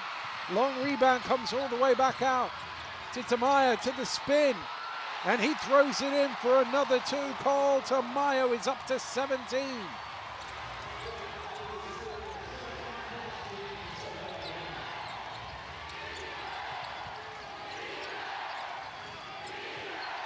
The Filipino fans are shouting for the defense. There's nobody out until Rangi though. His three doesn't go. Edu just tips it down to Barrientos. And the Philippines will get it back, and for once, a chance to extend the lead rather than trade the lead.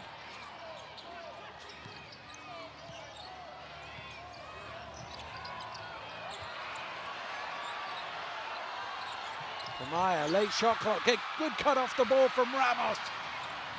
Just couldn't lay it in with his back to the basket. Illy driving through, and there's a big collision there. Illy's okay, he's back to his feet, but I think it's Barrientos who felt the full force of that. He's gonna be okay, I think. Is one of those in the lower midriff, shall we say. Knee into a painful area.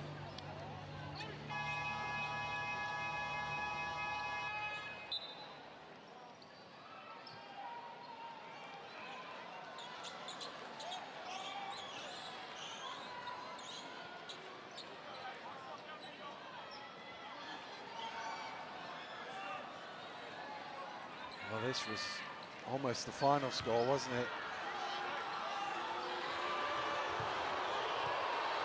When they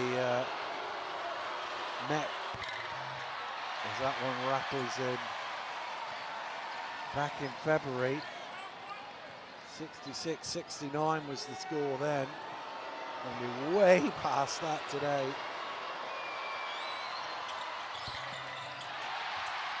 We're level though as the second free throw rims out. 68 points apiece.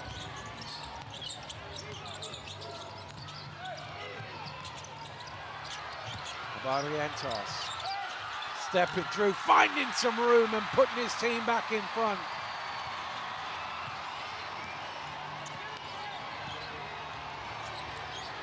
Tarangi, Davison along the baseline. Oh, how's he shoveled that pass out? But Mananga cannot lay it home. And Edu's out in front, and he's hammered. Going to the rim, he's clutching his face. Was that too hard a foul? Well, they're not happy about it, the Philippines. Well, it's quite a heavy one.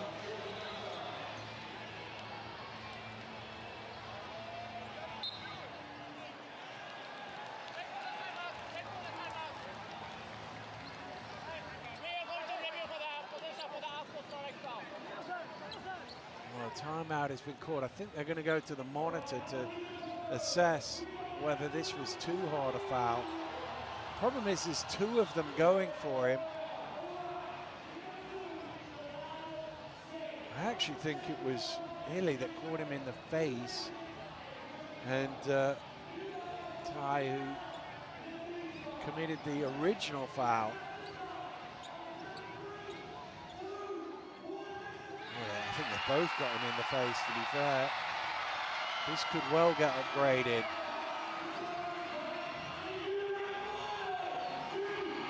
It is a slightly different rule when you're going up for a shot than if you're in the mid-court, but it's the level of physicality that the referees will be assessing.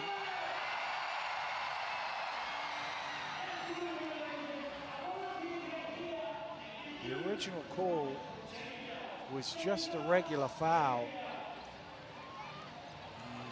Doesn't look great from that angle, does it?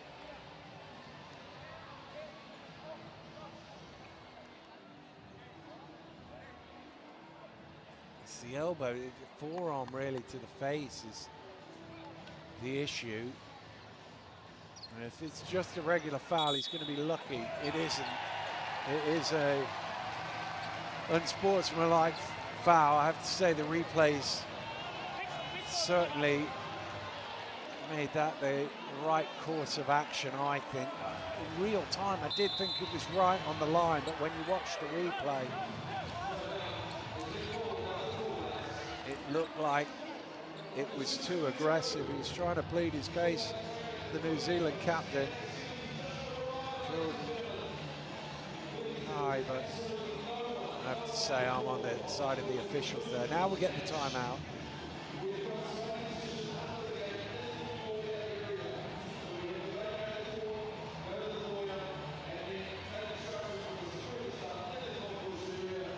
Wow, it's just a completely different half. It's more the 2-pointers that they've not got that is the issue. Because about the same on 3-point range.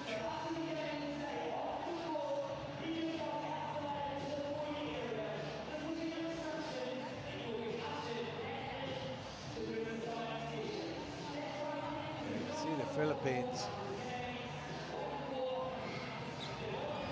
have 31 points already with still 6:40 to go.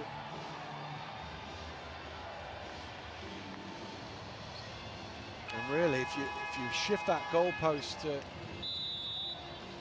2 minutes into the second half, it would look very different.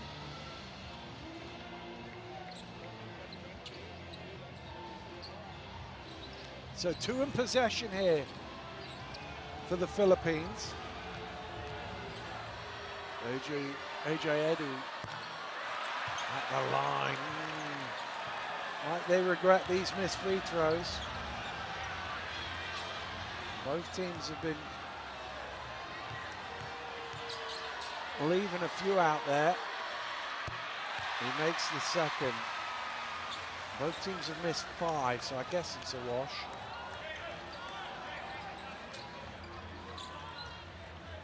But they do get possession of the ball because of the unsportsmanlike.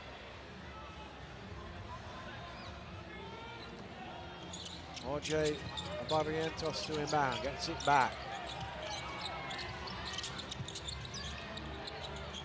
Barrientos again. Rolling to the rim is Edu. And, oh, it's kept in play. It's heaved from half court. Nearly went in. Ball is loose. Finally, New Zealand get it. Davison pushing. Morangi looking for Webster. He's behind you. Webster. Oh, he had a moment there when nobody was guarding him. Webster goes round his man and Barrientos with the slap over the back way before the shot, so that won't count.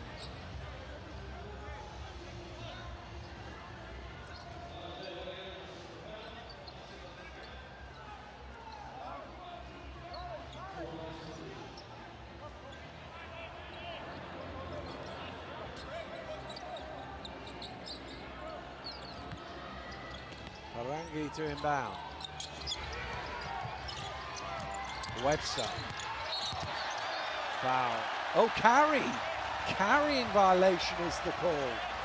You don't see that very often at this level of basketball. Certainly not from a player as experienced and talented as Ty Webster is.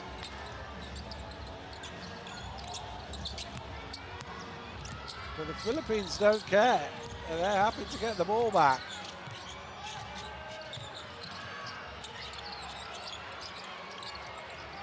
Campbell.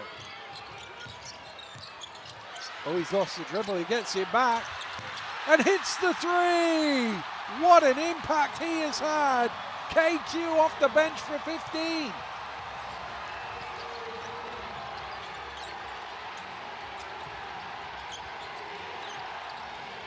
Webster, and now New Zealand in the biggest hole they've been in all game. Can Webster get 3 back? No, he can't. There's a shirt pull there. I think Edu had a piece of Menenga's shirt. New Zealand being asked the question here. Remember, if they lose, they are not certain to go through, although they might be through in a few hours' time, because Australia are playing Guam at home, and you would expect the Australians to win, and that would punch the ticket for New Zealand, but they want to punch it themselves. Way off the mark there, but a little help from your friends, offensive rebounds, and an important putback, cuts it to 4.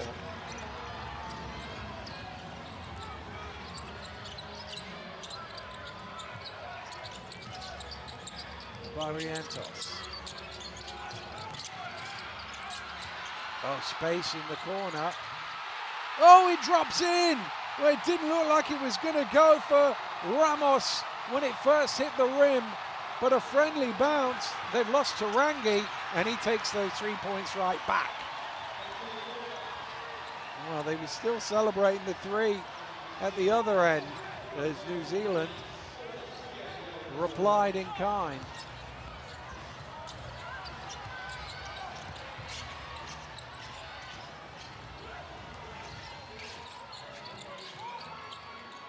Barrientos trying to help the clock tick, but they've lost the ball here. Davison is out in front. Davison will elevate and throw it down. Massive jam in the open court. Colin Davison with the throwdown. 2-point game. 4:15 to go.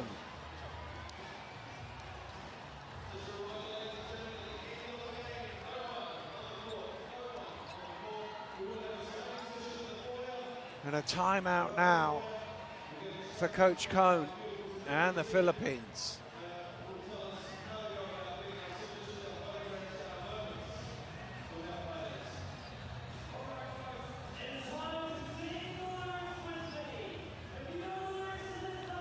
Well, what that stat tells you is everybody's contributed today.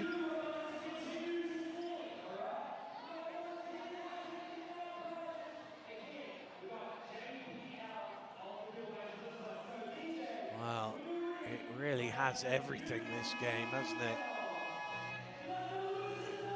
Has the sense of who scores last wins. And maybe 40 minutes might not be enough to separate these two teams.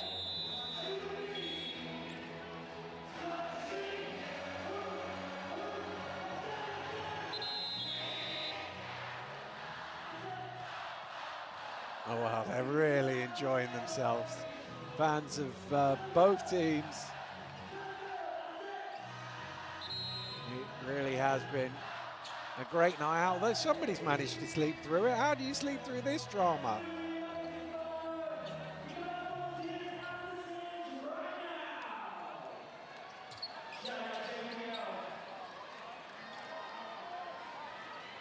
Ramos, 11 second half points for him. 16 in total.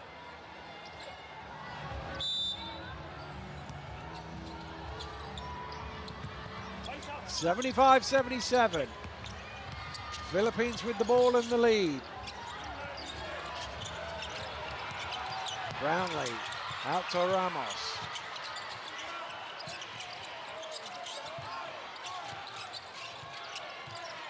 Gomez Siriano. Shot clock getting low. Not this time. Oh, but two New Zealanders getting each other's way. It looked like a regulation rebound from the Kuyambo miss. And it should have been a regulation rebound. But Webster and Mackay bobbled it out of bounds. It doesn't cost them anything though.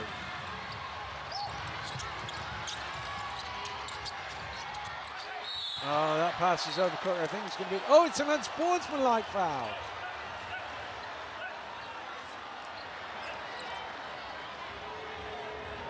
Well, I need to see this. Oh, he's pulling his shorts. Is that what's been called? Because I thought at first it might be a little push in the back, but I didn't see the angle that the referee saw from the baseline.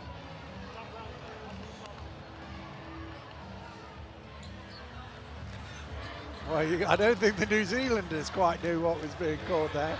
You could see from Smith Milner's reaction and Davison. Oh, right, so that's ours, is it? Okay, we'll take that. So a chance to tie it.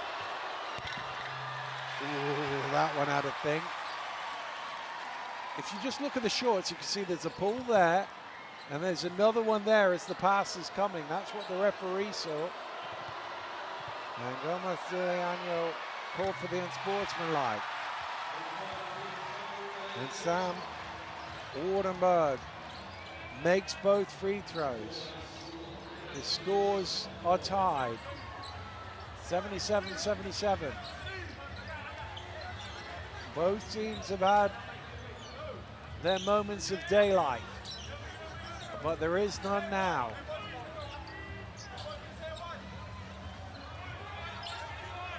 Tarangi into Webster, 7 in a row in the last minute or so. Can they add to that here? Webster loses the ball, it's stolen away by Phillips. We talk about his energy in the third quarter, here he is in the fourth bringing it.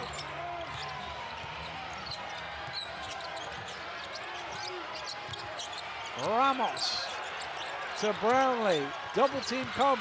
Ramos has it poked away by Davidson, but his pass, the pass to him is stolen away. Foul off the ball, Davidson with it.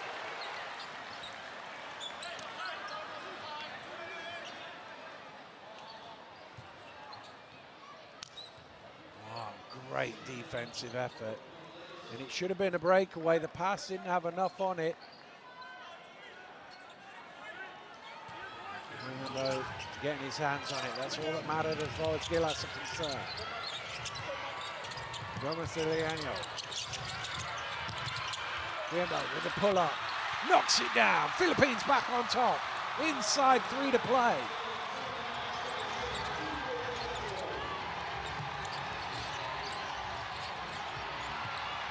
Tarangi slowing it down. Davidson moving on the baseline, but he was too far under the rim and couldn't get it to go.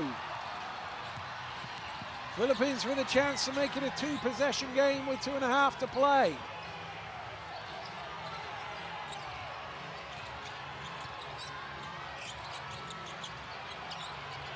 Cormo. Phillips setting the screen. Deep one. Off the mark for 3. Tipped down. Webster has it. Webster looking to attack. Webster going quick, hanging in the air, too strong. And Phillips grabs a rebound. Well, the stats might not tell it, but Mike Phillips has had a massive impact in this game. We're inside the final 2. Crunch time here in Auckland. Ramos for 3 off the mark. Davidson with the rebound. Webster around the screen, drops it back out. Webster thinks about the 3, decides against it. Sizing Phillips up, looking to attack him. Gets into the key, surrounded, but he lays it home.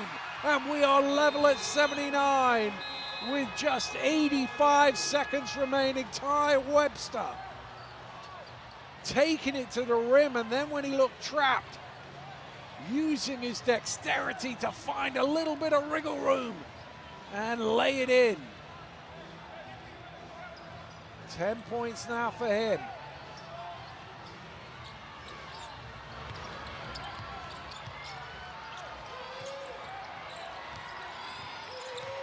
Brownlee needs to get over. He did. Davison giving him all he can handle defensively. Goes out of bounds for a Philippines ball.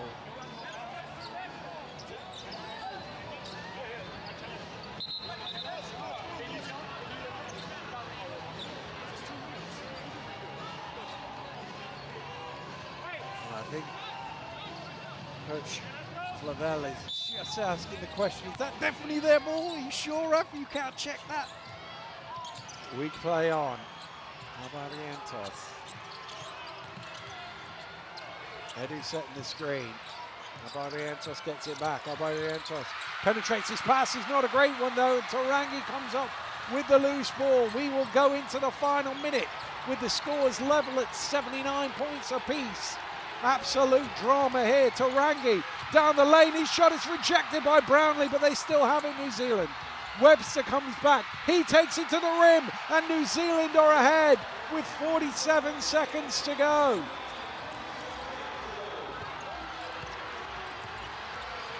Ramos. Foul by Tarangi. They have fouls to give, so that gives them a chance to set up. They know one stop here could win them the game. One stop here. You get Philippines into, do they play D? Do they have to foul? This is a big, big defensive possession for New Zealand. Roger Abarientos to inbound. Oh, it's tipped away. Who did that touch last? It was Davidson. Just wondered for a second if it might have double deflected off Brownlee. Ball's gone into the backcourt. 15 seconds on the shot clock.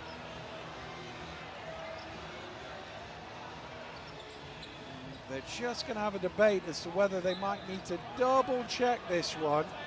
They are going to double check it. Did it take a double deflection off Justin Brownlee? It's a big decision, whichever way it goes.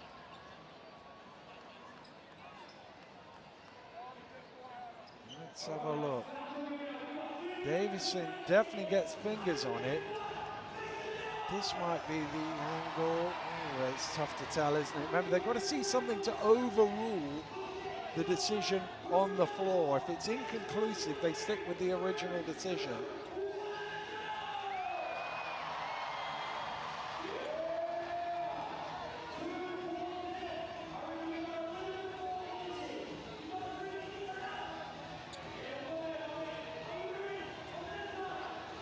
It's an awkward place to pass to because of the halfway line as well. Oh, it's really difficult to tell. Could well have come off Brownlee.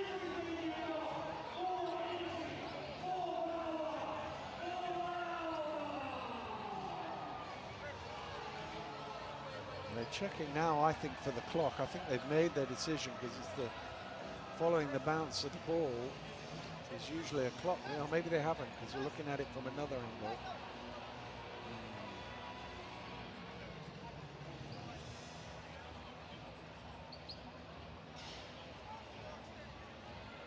You just see Davison's reaction. Well, the officials know this is a massive decision. They have to.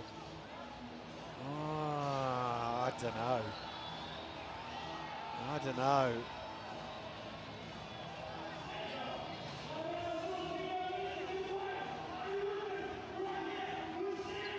Here we go, decision is made. It is going to be. Oh, it's a New Zealand possession. It came off Brownlee on the way out.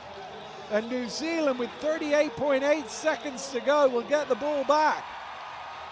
Now what the Philippines do, trust their defense and risk losing 24 seconds and being down 2 shots. Well, actually it's only 14 because the ball's in the front court. So you've got to trust your defense at 14 seconds, surely. Trust that you will get the stop you need. Well, yet to score, Justin Brownlee.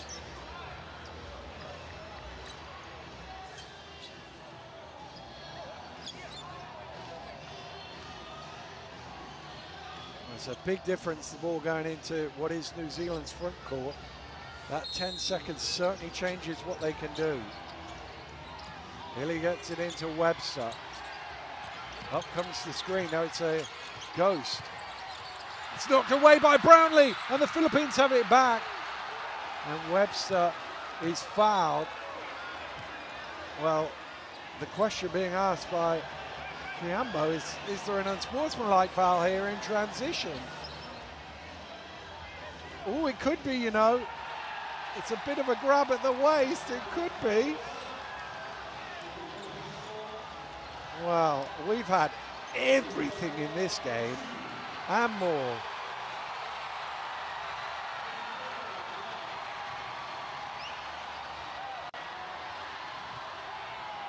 So, 2 shots to tie it.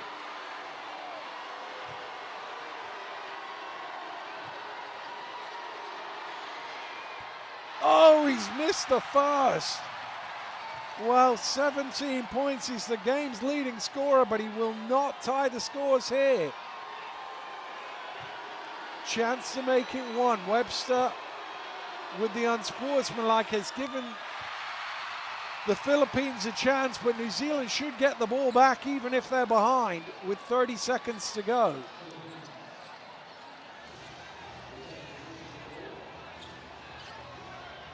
Fourth foul.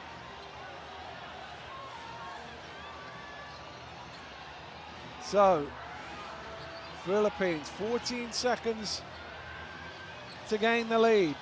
Ramos to inbound. This time it makes it safely into the hands of Brownlee. Brownlee spins, loses it, out of bounds, New Zealand ball. Well, Justin Brownlee, the veteran, went for the move to try and give his team the lead, but in the spin he lost the ball.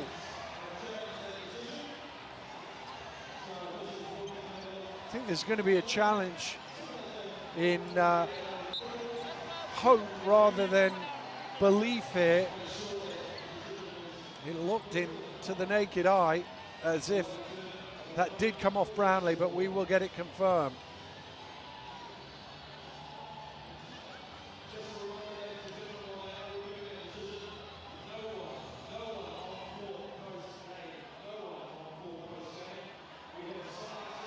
Well, there is a touch from Webster, but does it come out? I mean, Brownlee's face suggests it comes off him last.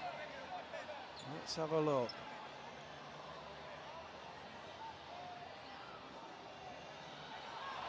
Oh, I think it is just off Brownlee. I'm not sure Webster did get a touch on it, to be honest with you, from that angle. He certainly played his part, even if he didn't touch the ball. It's definitely off Brownlee, isn't it? Nobody else touches it on the way out. This is the one for me, this angle here.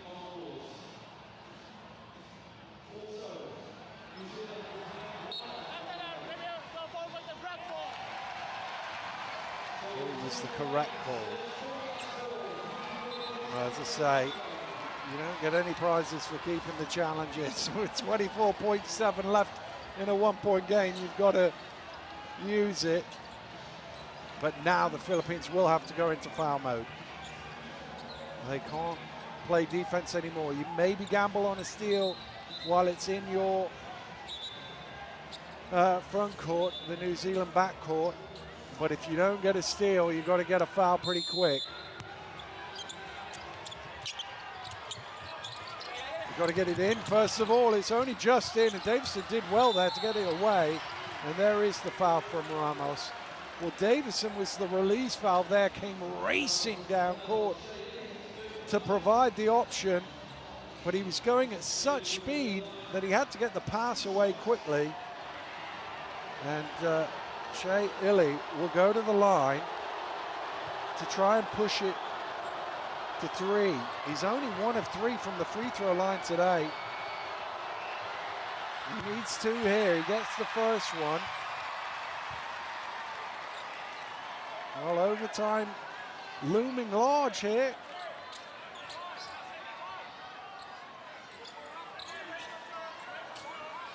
They've got their money's worth already, these fans. They might get some free basketball yet.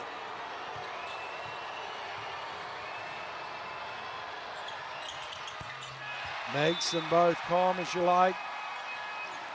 New Zealand by 3, 21.5. They could foul and send them to the line. It's always a gamble. but some coaches like to do it. Gilas need a 3 on the final play. It's into Gomez Stiliano. Round the screen, he's going to pull for 3, he's got the space, he's tied the game with 11.9 seconds to go. New Zealand come, or is there a timeout? I think there's a timeout. Well, it's so loud in here, nobody can hear the horn. What a shot from Juan Gomez Stiliano. Came round the screen and suddenly the court opened up for him. And they are going wild in the stands here. Incredible shot. He comes round the screen. There's no help whatsoever. He is wide open. You won't get a better shot than that to tie a ball game. But he's still got to have nerves of steel to knock it down. And he was the calmest man in the building. But there's still 12 seconds to play, basically. New Zealand still have a chance. Look at the space. When they need a 3, you can see Illy going, what is going on here? When they need a 3, you've got to send him the other way. You can't send him to an open 3-point shot. They're just checking the clock, I think. There might be a tick or 2 more to add on.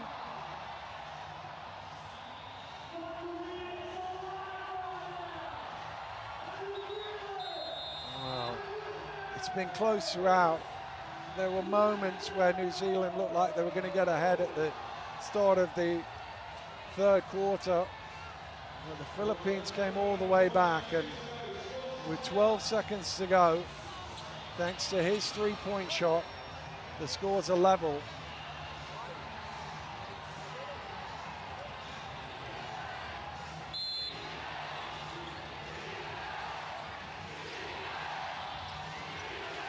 Well, who will be a hero now? There's only one timeout left, and that is for New Zealand. Webster to inbound. Illy has it, stares at the clock. How late will he leave it? Here he goes, round the screen, beats his man to the finger roll, misses. Webster with the rebound, misses the tip. Will that count? No, says the referee. No, it will not count. New Zealand are adamant that was in time, but the referee has waved it off, and as it stands, we're going to overtime. They will check it. They will check it. But that was right on the edge. New Zealand cannot believe that that has not counted. It has been waved off. And the Filipino fans are saying, no, it's definitely not a basket.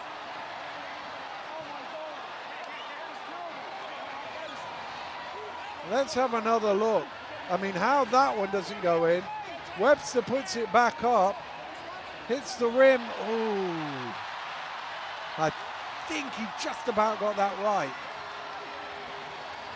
I'd like to see it a little slower than that, to be certain. But what a game. What a game of basketball.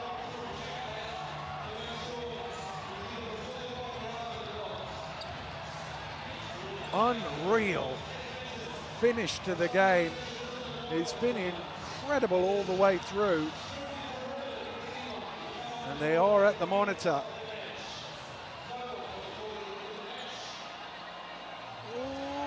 Oh, that is close. You cannot get closer than that. You cannot get closer than that. It was about 1/10 of a second away from winning the game. That was unbelievably tight. You can see why he was convinced, the New Zealand captain, that he got it away in time. But we're at the end of the fourth and we still don't know who's going to win the game. We're going to overtime. New Zealand 83, Philippines 83. And this, I'm calling it now, is going to be game of the round. It's hard to see anything better than this. Just a sensational contest. Two teams laying it all on the line in a raucous atmosphere. And the fans get an extra 5 minutes thanks to this shot. I mean, you can question the New Zealand defense, but you've still got to make that shot. And Juan Gomez certainly did. And then, how is your luck? That doesn't go. That doesn't go. And then that one is just too late. This is the fine margins, the bounce of a ball. Either way, the tick of a clock. And the game could be over, but it's not.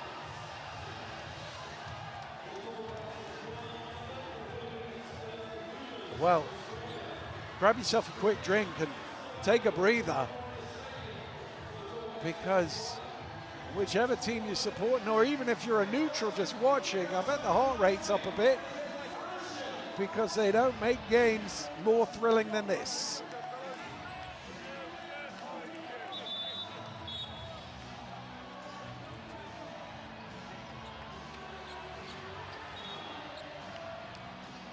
Oh, New Zealand, who just for a split second thought they'd won it, will have to go again. And Gilas, whose hearts must have been in their mouths as that went in, will have a chance again for victory.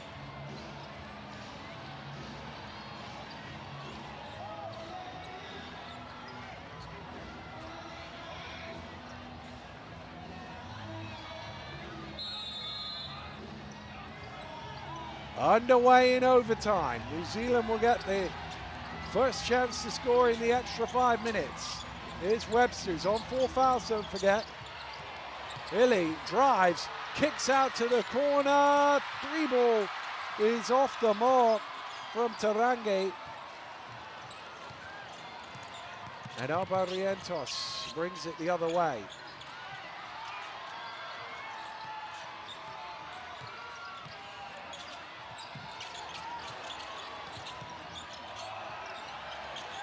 Well, Brownlee, whose turnover looked costly, trying to make amends, pulling his way to the rim. No, wave it off, says the referee.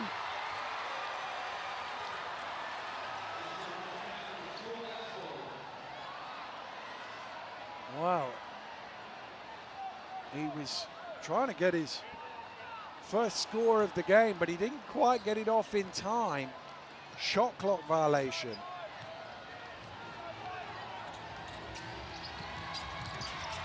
Webster, his shot is blocked, but it falls nicely into the hands of Wardenberg, who gets the first points of overtime.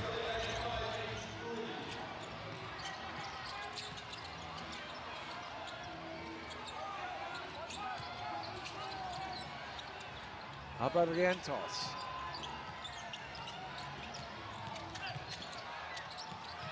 Well, his pass is over Brownlee. He's able to keep it in play.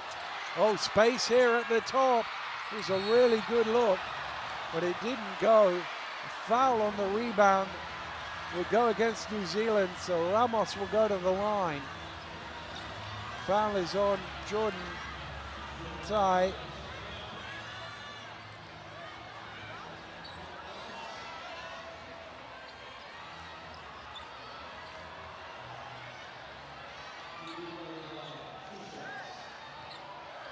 He's clobbered him on the arm there, no debate about that one.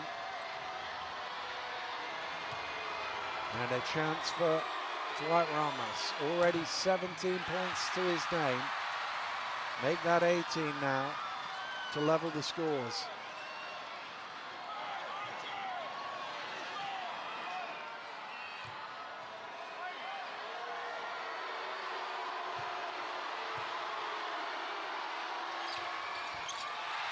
And he does tie things up at 85.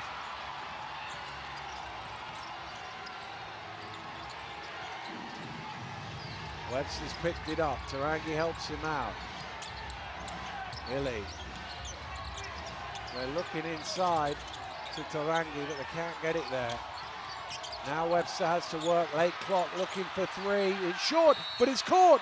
And a great play on the offensive glass there from Wardenberg, in the right place at the right time. It's a great challenge, and Webster's shot was a long way short. He didn't really have time to work with this. You've got to read the flight and get it away. Ramos committing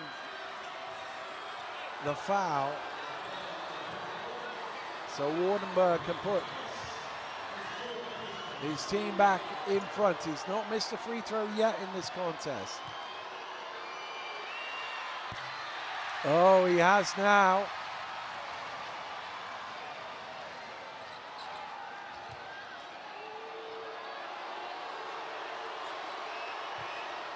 Oh, the Filipino fans doing everything they can. He's missed them both, but it's chased down out of bounds. Which way? Well, it's gone New Zealand's way.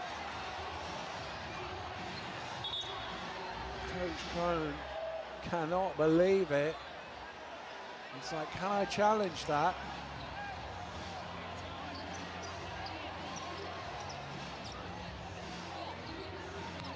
It is going to be a New Zealand ball.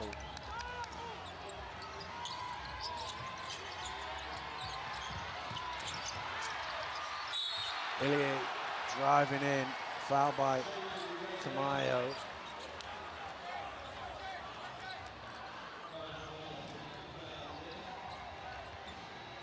So once again, New Zealand at the line with a chance to gain the lead.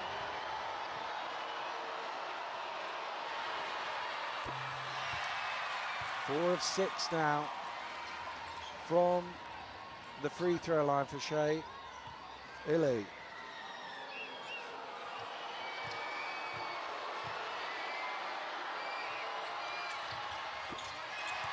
Calmly swishes them both home.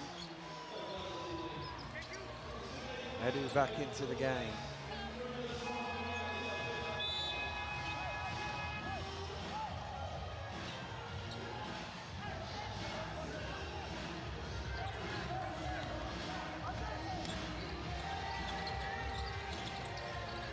Webster in real foul trouble for New Zealand.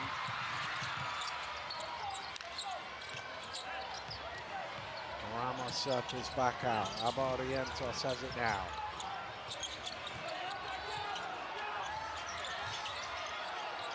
Brownlee. Shot clock low. 3 ball is away. It's off the mark. Ball is loose. That will stay with the Philippines.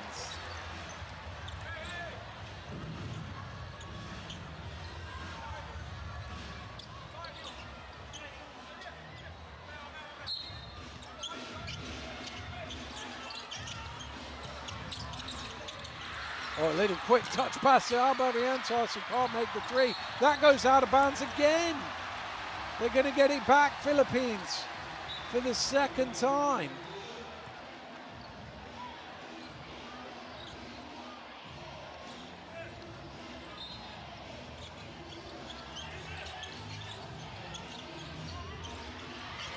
Another 3, another miss, another offensive rebound. Edu has it. He goes glass and he ties the scores at 87.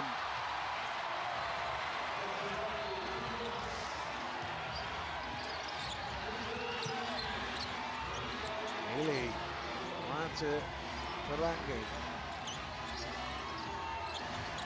Ilie spins one way, then the other. Back iron. Rising high is Quiambo for the rebound.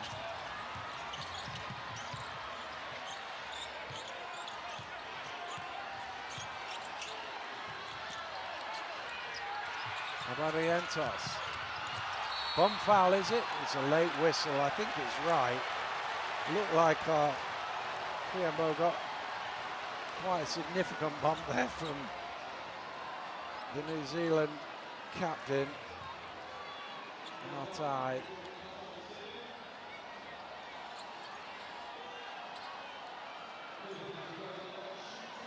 So Philippines now, with less than 2 to go in overtime, can take the lead. Kevin Quiambo triple his average tonight.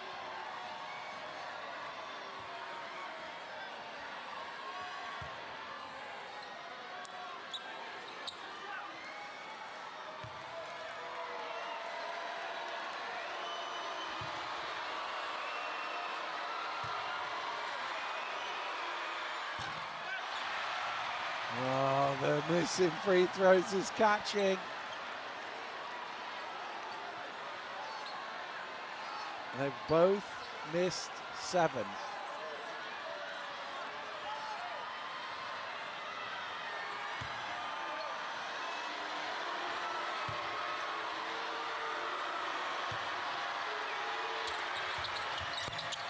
He does split the tie. Philippines ahead.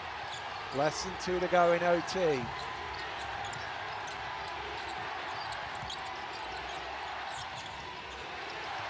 Webster. Offensive foul, that's the end of the game for Ty Webster. Incredible play, and Ty Webster will trudge to the bench. Barrientos just getting his chest in the way, and the drop of the shoulder means the end of the game for Webster. He almost shows his frustration. He's been -9 in the game, 5 turnovers, 5 fouls. Not quite what he imagined would happen when he turned up tonight. Offensive foul means possession though, no free throws.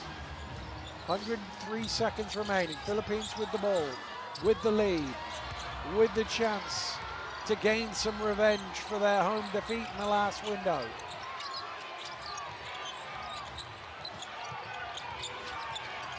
Barrientos looking for Brownlee. It's not the best pass, Brownlee. Oh, incredible veteran savvy there from Justin Brownlee, falling out of bounds.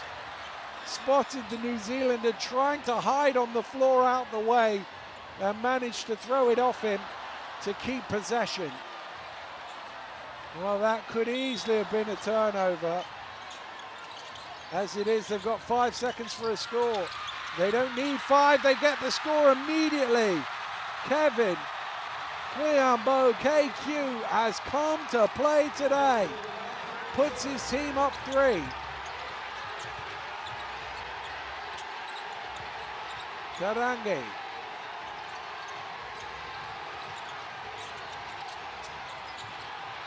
Tarangi to the rim, lays it in. Ruben Tarangi makes it a 1-point game.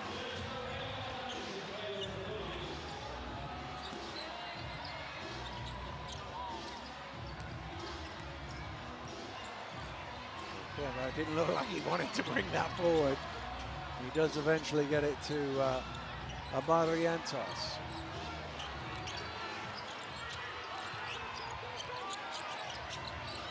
Shot clock down to 6.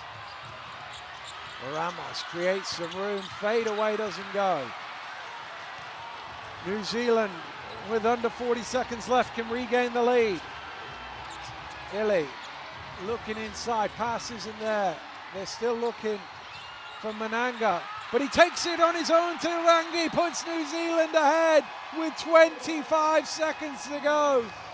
Well, they were trying to get it down to the low block. Tarangi went, well, the pass isn't there, I'm going to go to the basket instead.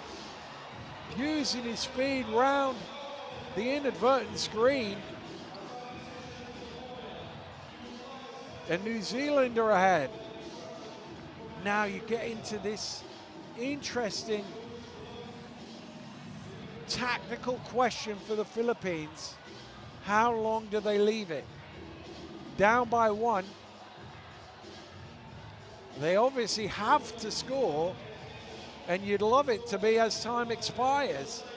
But if you take the gamble of running it down to the end and you miss, you lose the game with no offensive rebound time. 24 on the clock, obviously the shot clock, unless he advances the ball, and 25 on the game clock.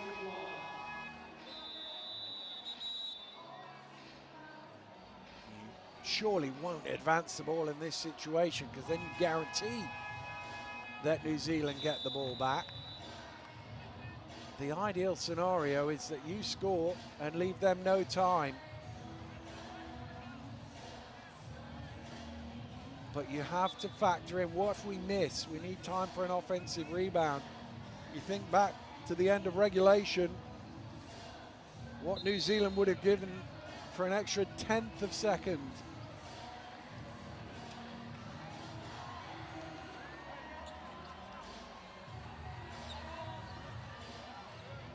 Well, feels ages ago, but there was a time where I said New Zealand were one stop away from winning. They're one stop away from winning again now. It is taken in the backcourt to leave the shot clock full length, exactly a second between shot and game clock. Can Gilas win it on the buzzer, on the road, or will New Zealand punch their ticket to the second round? Barrientos, how long do they leave it? He's working with Brownlee. Barrientos gets the switch, kicks it out. Here he is again, he did! Can you believe it? Gomez de Leano again with a three late in the fair to give his team a chance of the win. He tied the game for overtime in regulation, and he's put them in the lead in overtime. Unbelievable. Juan Gomez is him. Can you believe it? These fans can't. It was almost the same spot. And he looks like, well, I do this all the time. It's no big deal. He didn't quite have as much space, but he had the same result. Incredible confidence and poise from Gomez de Leano. And he's receiving the love from everybody over on the bench, and well he might, but there's still time.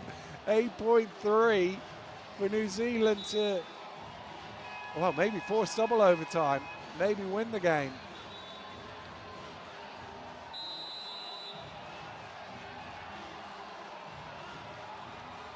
Well, it's that nervous look of, we might have done this. We might have done this. But 8.3 seconds in basketball is an awfully long time.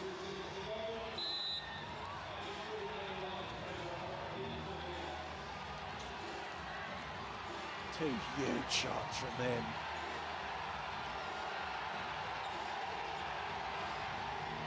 And now all he can do is pray that his teammates get a stop. 21 big points, but it's the two shots. The rest of the points almost don't matter. Davidson to inbound. Foul. He's asking for an unsportsmanlike. I'm not sure about that. Of course, the gamble on that is if you don't get the foul before the ball is passed in, it becomes one of those possession foul, shot fouls, sideline fouls, where you get one free throw and their ball back. Let's have another look.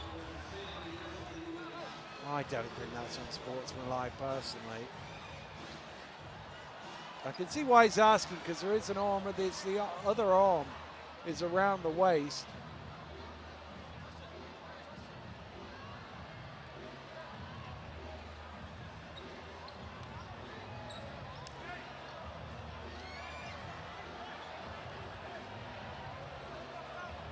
Tarangi is certainly asking the question.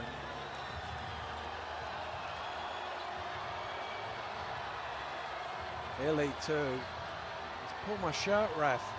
There was obviously a short pull earlier that was called for an unsportsmanlike foul, but it is just going to be a regular foul.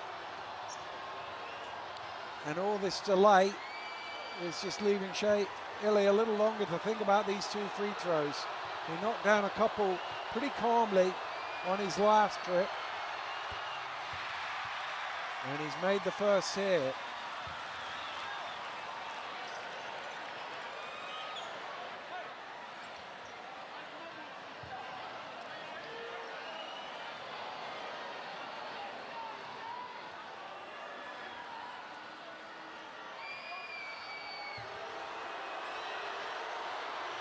To tie the scores.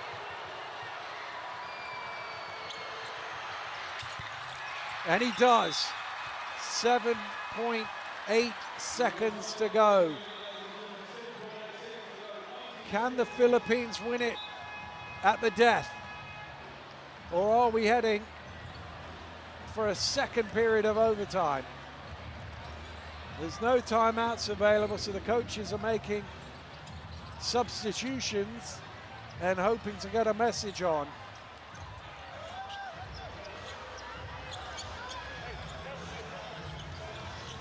Barrientos will inbound. New Zealand all the way down court, trying to force a turnover, maybe a 5 seconds. Got to get it in. It is in. The ball is loose. It's kept alive though. Philippines have it, but they're miles from the basket. They're going to run out of time, and we are going to go to double overtime. Well, he just got trapped. I suppose it's the right thing to do in that scenario for Tamayo. Don't turn the ball over under your basket. Take the extra 5 minutes. Well, 40 minutes couldn't separate them. 45 minutes can't separate them. And we're going to overtime again.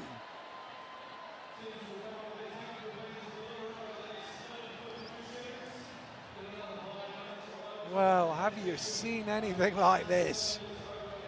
I said earlier, this was probably game of the round. It's going to be game of the round anywhere in the world, I think. Double overtime. Look at the contributions from all over the shop. Bench starters, it doesn't matter. Everybody contributing. Remember, New Zealand have lost Ty Webster to fouls. Ramos is fouled out for the Philippines. Nobody else really in foul trouble. A 50-minute thriller here for you. Well, it's going to be a late night in Auckland at this rate.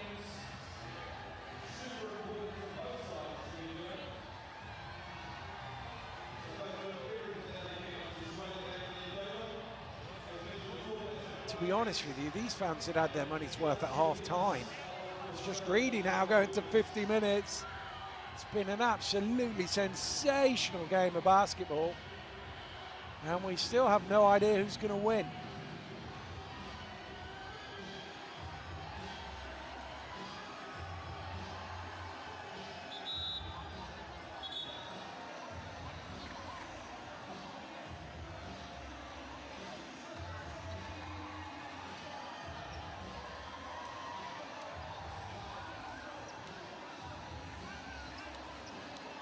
Well, those two guys have had a game, haven't they? To be fair, there are 4 players who've scored 20 in this contest. There's plenty more who've got 16, 17, and 18.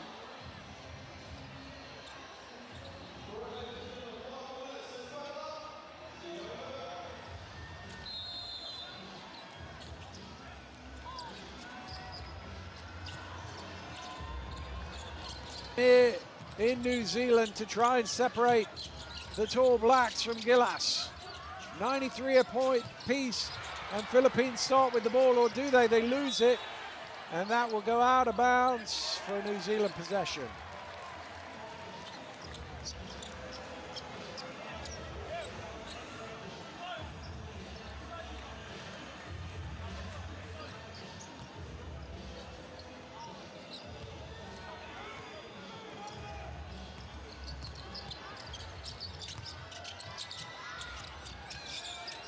Here's Britt. Out the back door it goes. A long 3 off the iron from Wardenberg.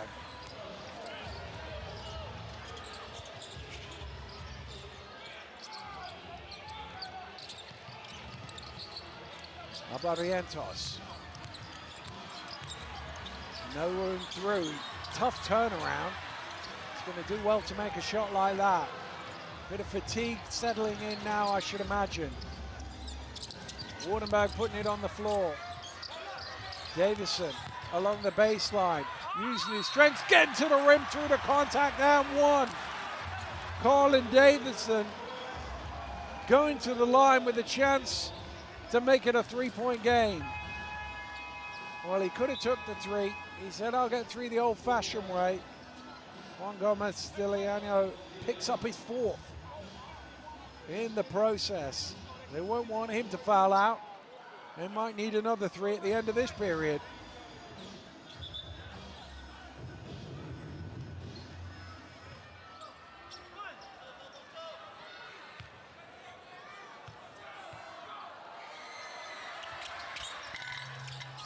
That one wipes his feet but goes.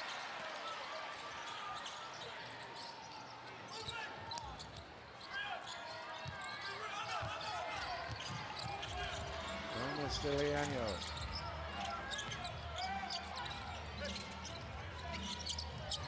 Edu, long way from the basket, looking for some options. Shot clock down to 5. This time he attacks the rim and gets all the way to the basket. Well, those 3-point shots means they've got to be all the way out to him, and that leaves space in behind for the attack. 23 points for Juan Gomez Stiliano. Britt stumbling. 5 now on the clock for New Zealand. It's a terrible spot to be in. Can he get the shot away? Yes, he can. And to be honest with you, he did well just to draw iron there. 3 to play in the second period of overtime. Davidson, he's made some key defensive interventions. He and Brownlee have had a battle when they've been going toe-to-toe, haven't they? Just coming round and getting his hand in the passing lane. Barrientos turns the corner into the key, shovels it off. Edu patient, and then he rocks the rim with a 2-handed throwdown. Massive play from AJ Edu at the basket to put the Philippines back in front. And his patience has earned him an extra free throw with a foul called.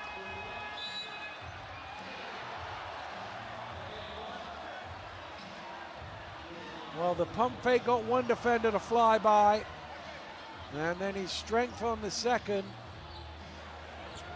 got him a free throw and a chance to double his team's lead. 4th foul on Jordan Matai, the New Zealand captain. Can't convert. Still a 1-point game.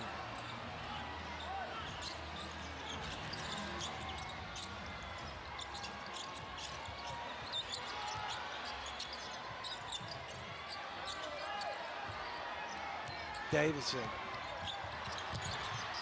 into the key, kicks out to the corner. Wardenberg is there, he overcooks it.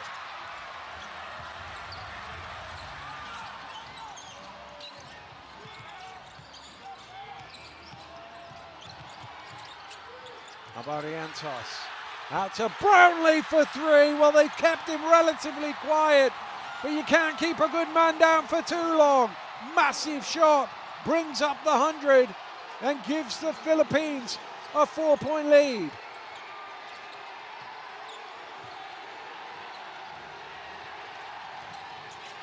Britt. It's going to be a bump foul on Crambo.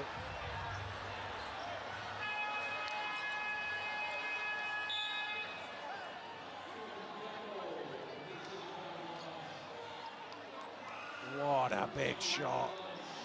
He's not had anywhere near the offensive input he would have liked. He's not had too many looks. They've defended him pretty well, but that is a timely intervention.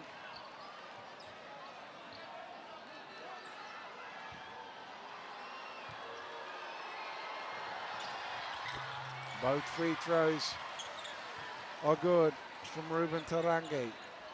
It's still a 2-point Philippines lead.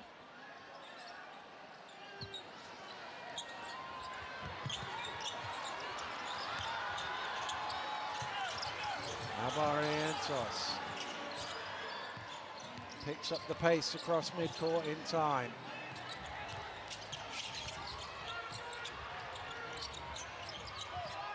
Barrientos. He's looking for three as well. No, he can't find it.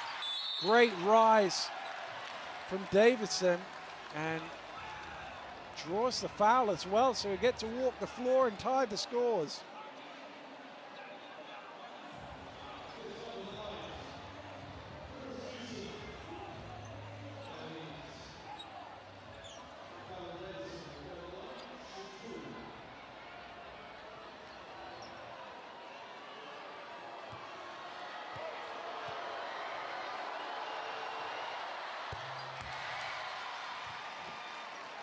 Well, this to bring the 100 up for New Zealand.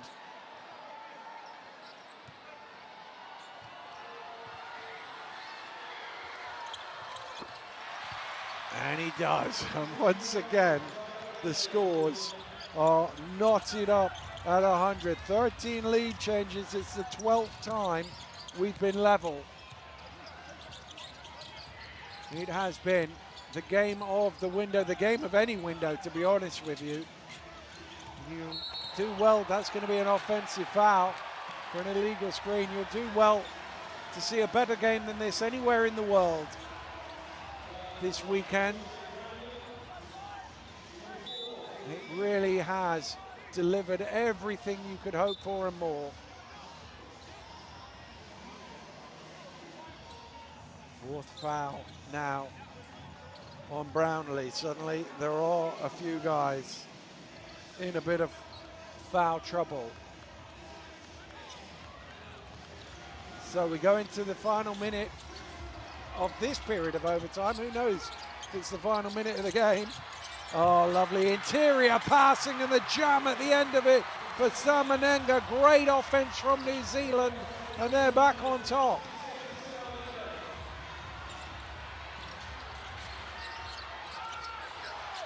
Oh, back to wait for three. Oh, it's halfway down. How did that stay out? Brownlee, though, thought about the three, taking it in. Kuyambo driving and he gets the two. His three rattled out, but he did get the two to level the scores.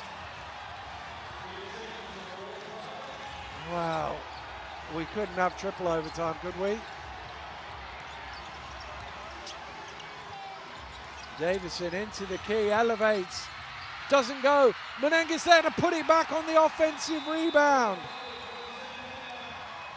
Well, this game just doesn't stop delivering. Timeout is called by the Philippines. There's 14 seconds left on the clock, so they can advance the ball. It makes no odds to the shot clock. Well, they can take it in the backcourt and try and get ahead of steam up. Just about what they want to do in terms of play. The elevation, it comes short. You think, oh, could that be it? No, there is Menenga in the right place at the right time to push his team back in front. Wow, what price. Juan Gomez de Leano hitting a third three-pointer at the end. This time it would be the winner, surely.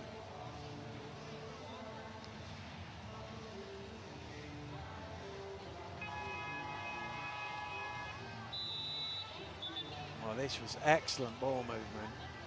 Lovely interior passing. Little high-low. Wing, high post, low post. Excellently executed play. Well, is it the third time I've said New Zealand are one stop away from winning?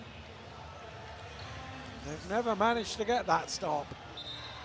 Can they now, or do the Philippines have one more big three-point shot in them? Keep your eyes on number one in white, that's for sure.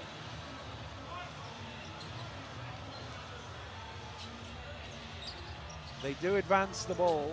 It's 14.3, so the shot clock is on.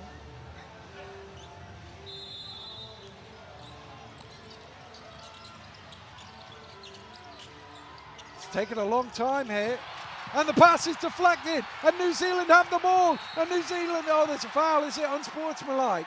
Is it an unsportsmanlike foul in transition? They're going to review it. They're going to review it. This could be about last man from the side here. Is there anybody further back? Well, it's a big play to turn the ball over.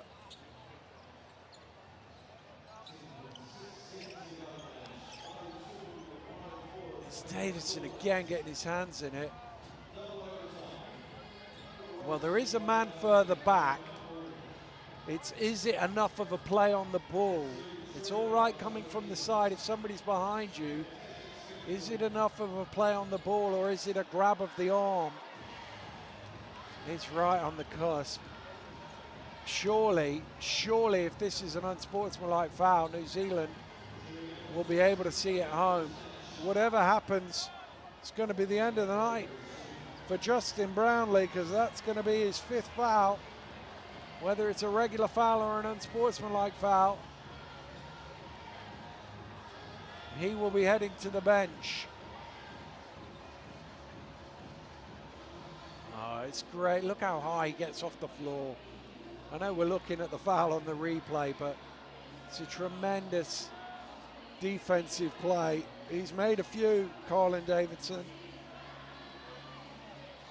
I think that might be called unsportsmanlike, you know.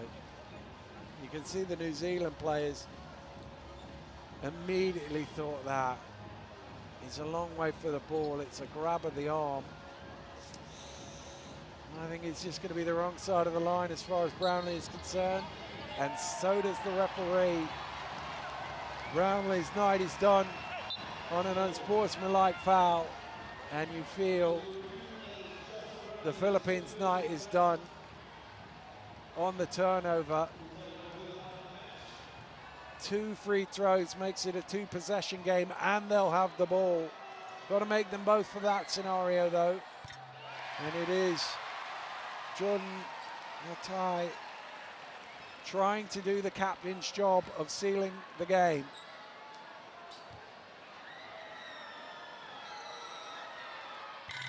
Well, the door is just ajar still.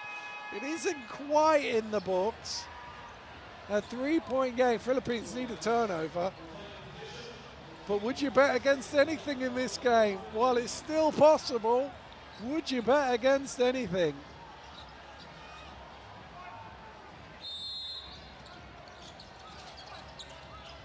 Just get it into a black shirt. And they do. And the foul is called. And Italy probably would have been happy to carry on there, because Gomez Doriano was on the floor, and that will be the end of his ball game. What a contribution this man has made to this contest. We wouldn't be here right now if it wasn't for him hitting big threes at the end of regulation, the end of overtime. But he will take no further part. Even if there are 2 missed free throws, it won't be him doing the heroics, as his 5th foul sends him to the bench. Well, a wry smile as he goes, but that is an epic performance.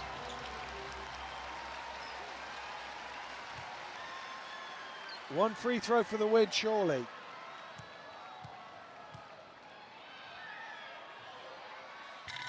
Oh, it's still there. It's still possible. Shea Illy front irons it. It is fatigued. It's 50 minutes of basketball. He's played about half of them. He's made the second. And the Philippines need a miracle, down 4 with less than 10 seconds to go. And it's knocked loose. And it is a referee nearly went the other way and then realized which way he meant to point.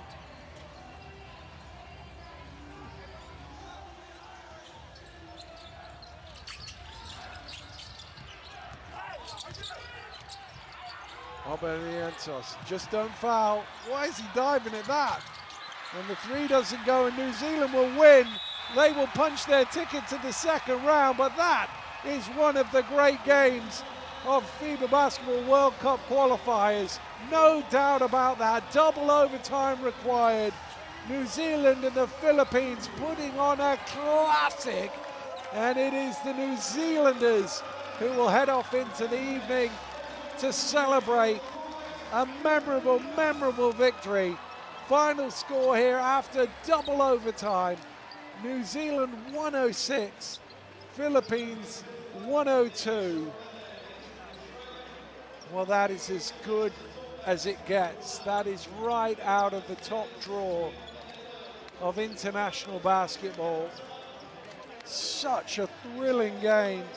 14 lead changes, 13 ties.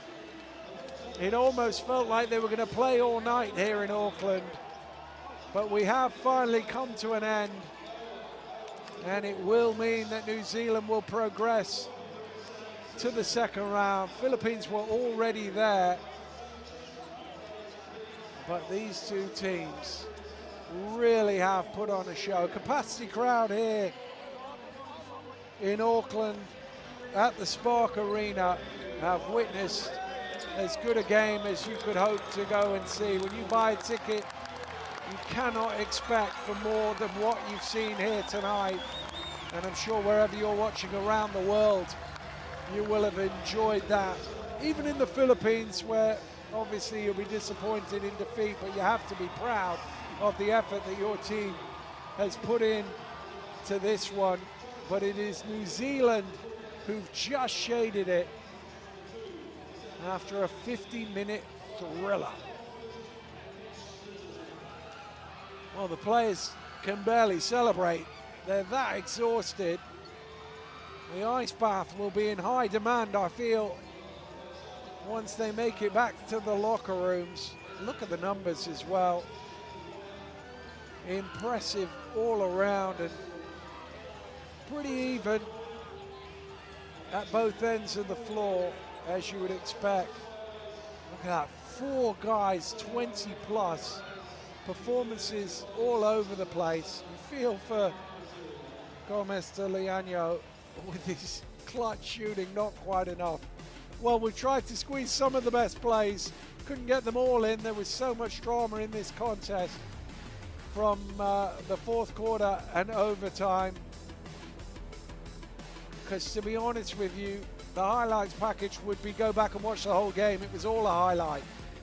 It really was a sensational game, very even in the first half. Then New Zealand had that run at the start of the third, and you thought they'd get away, but Philippines came back at the end of that period, and then in the fourth quarter, they were just trading scores and trading leads. One team had a momentum for a second, the other team did. Gomez de Leano hitting video game shots. That could have won the game in regulation, but it was a 1/10 of a second too late.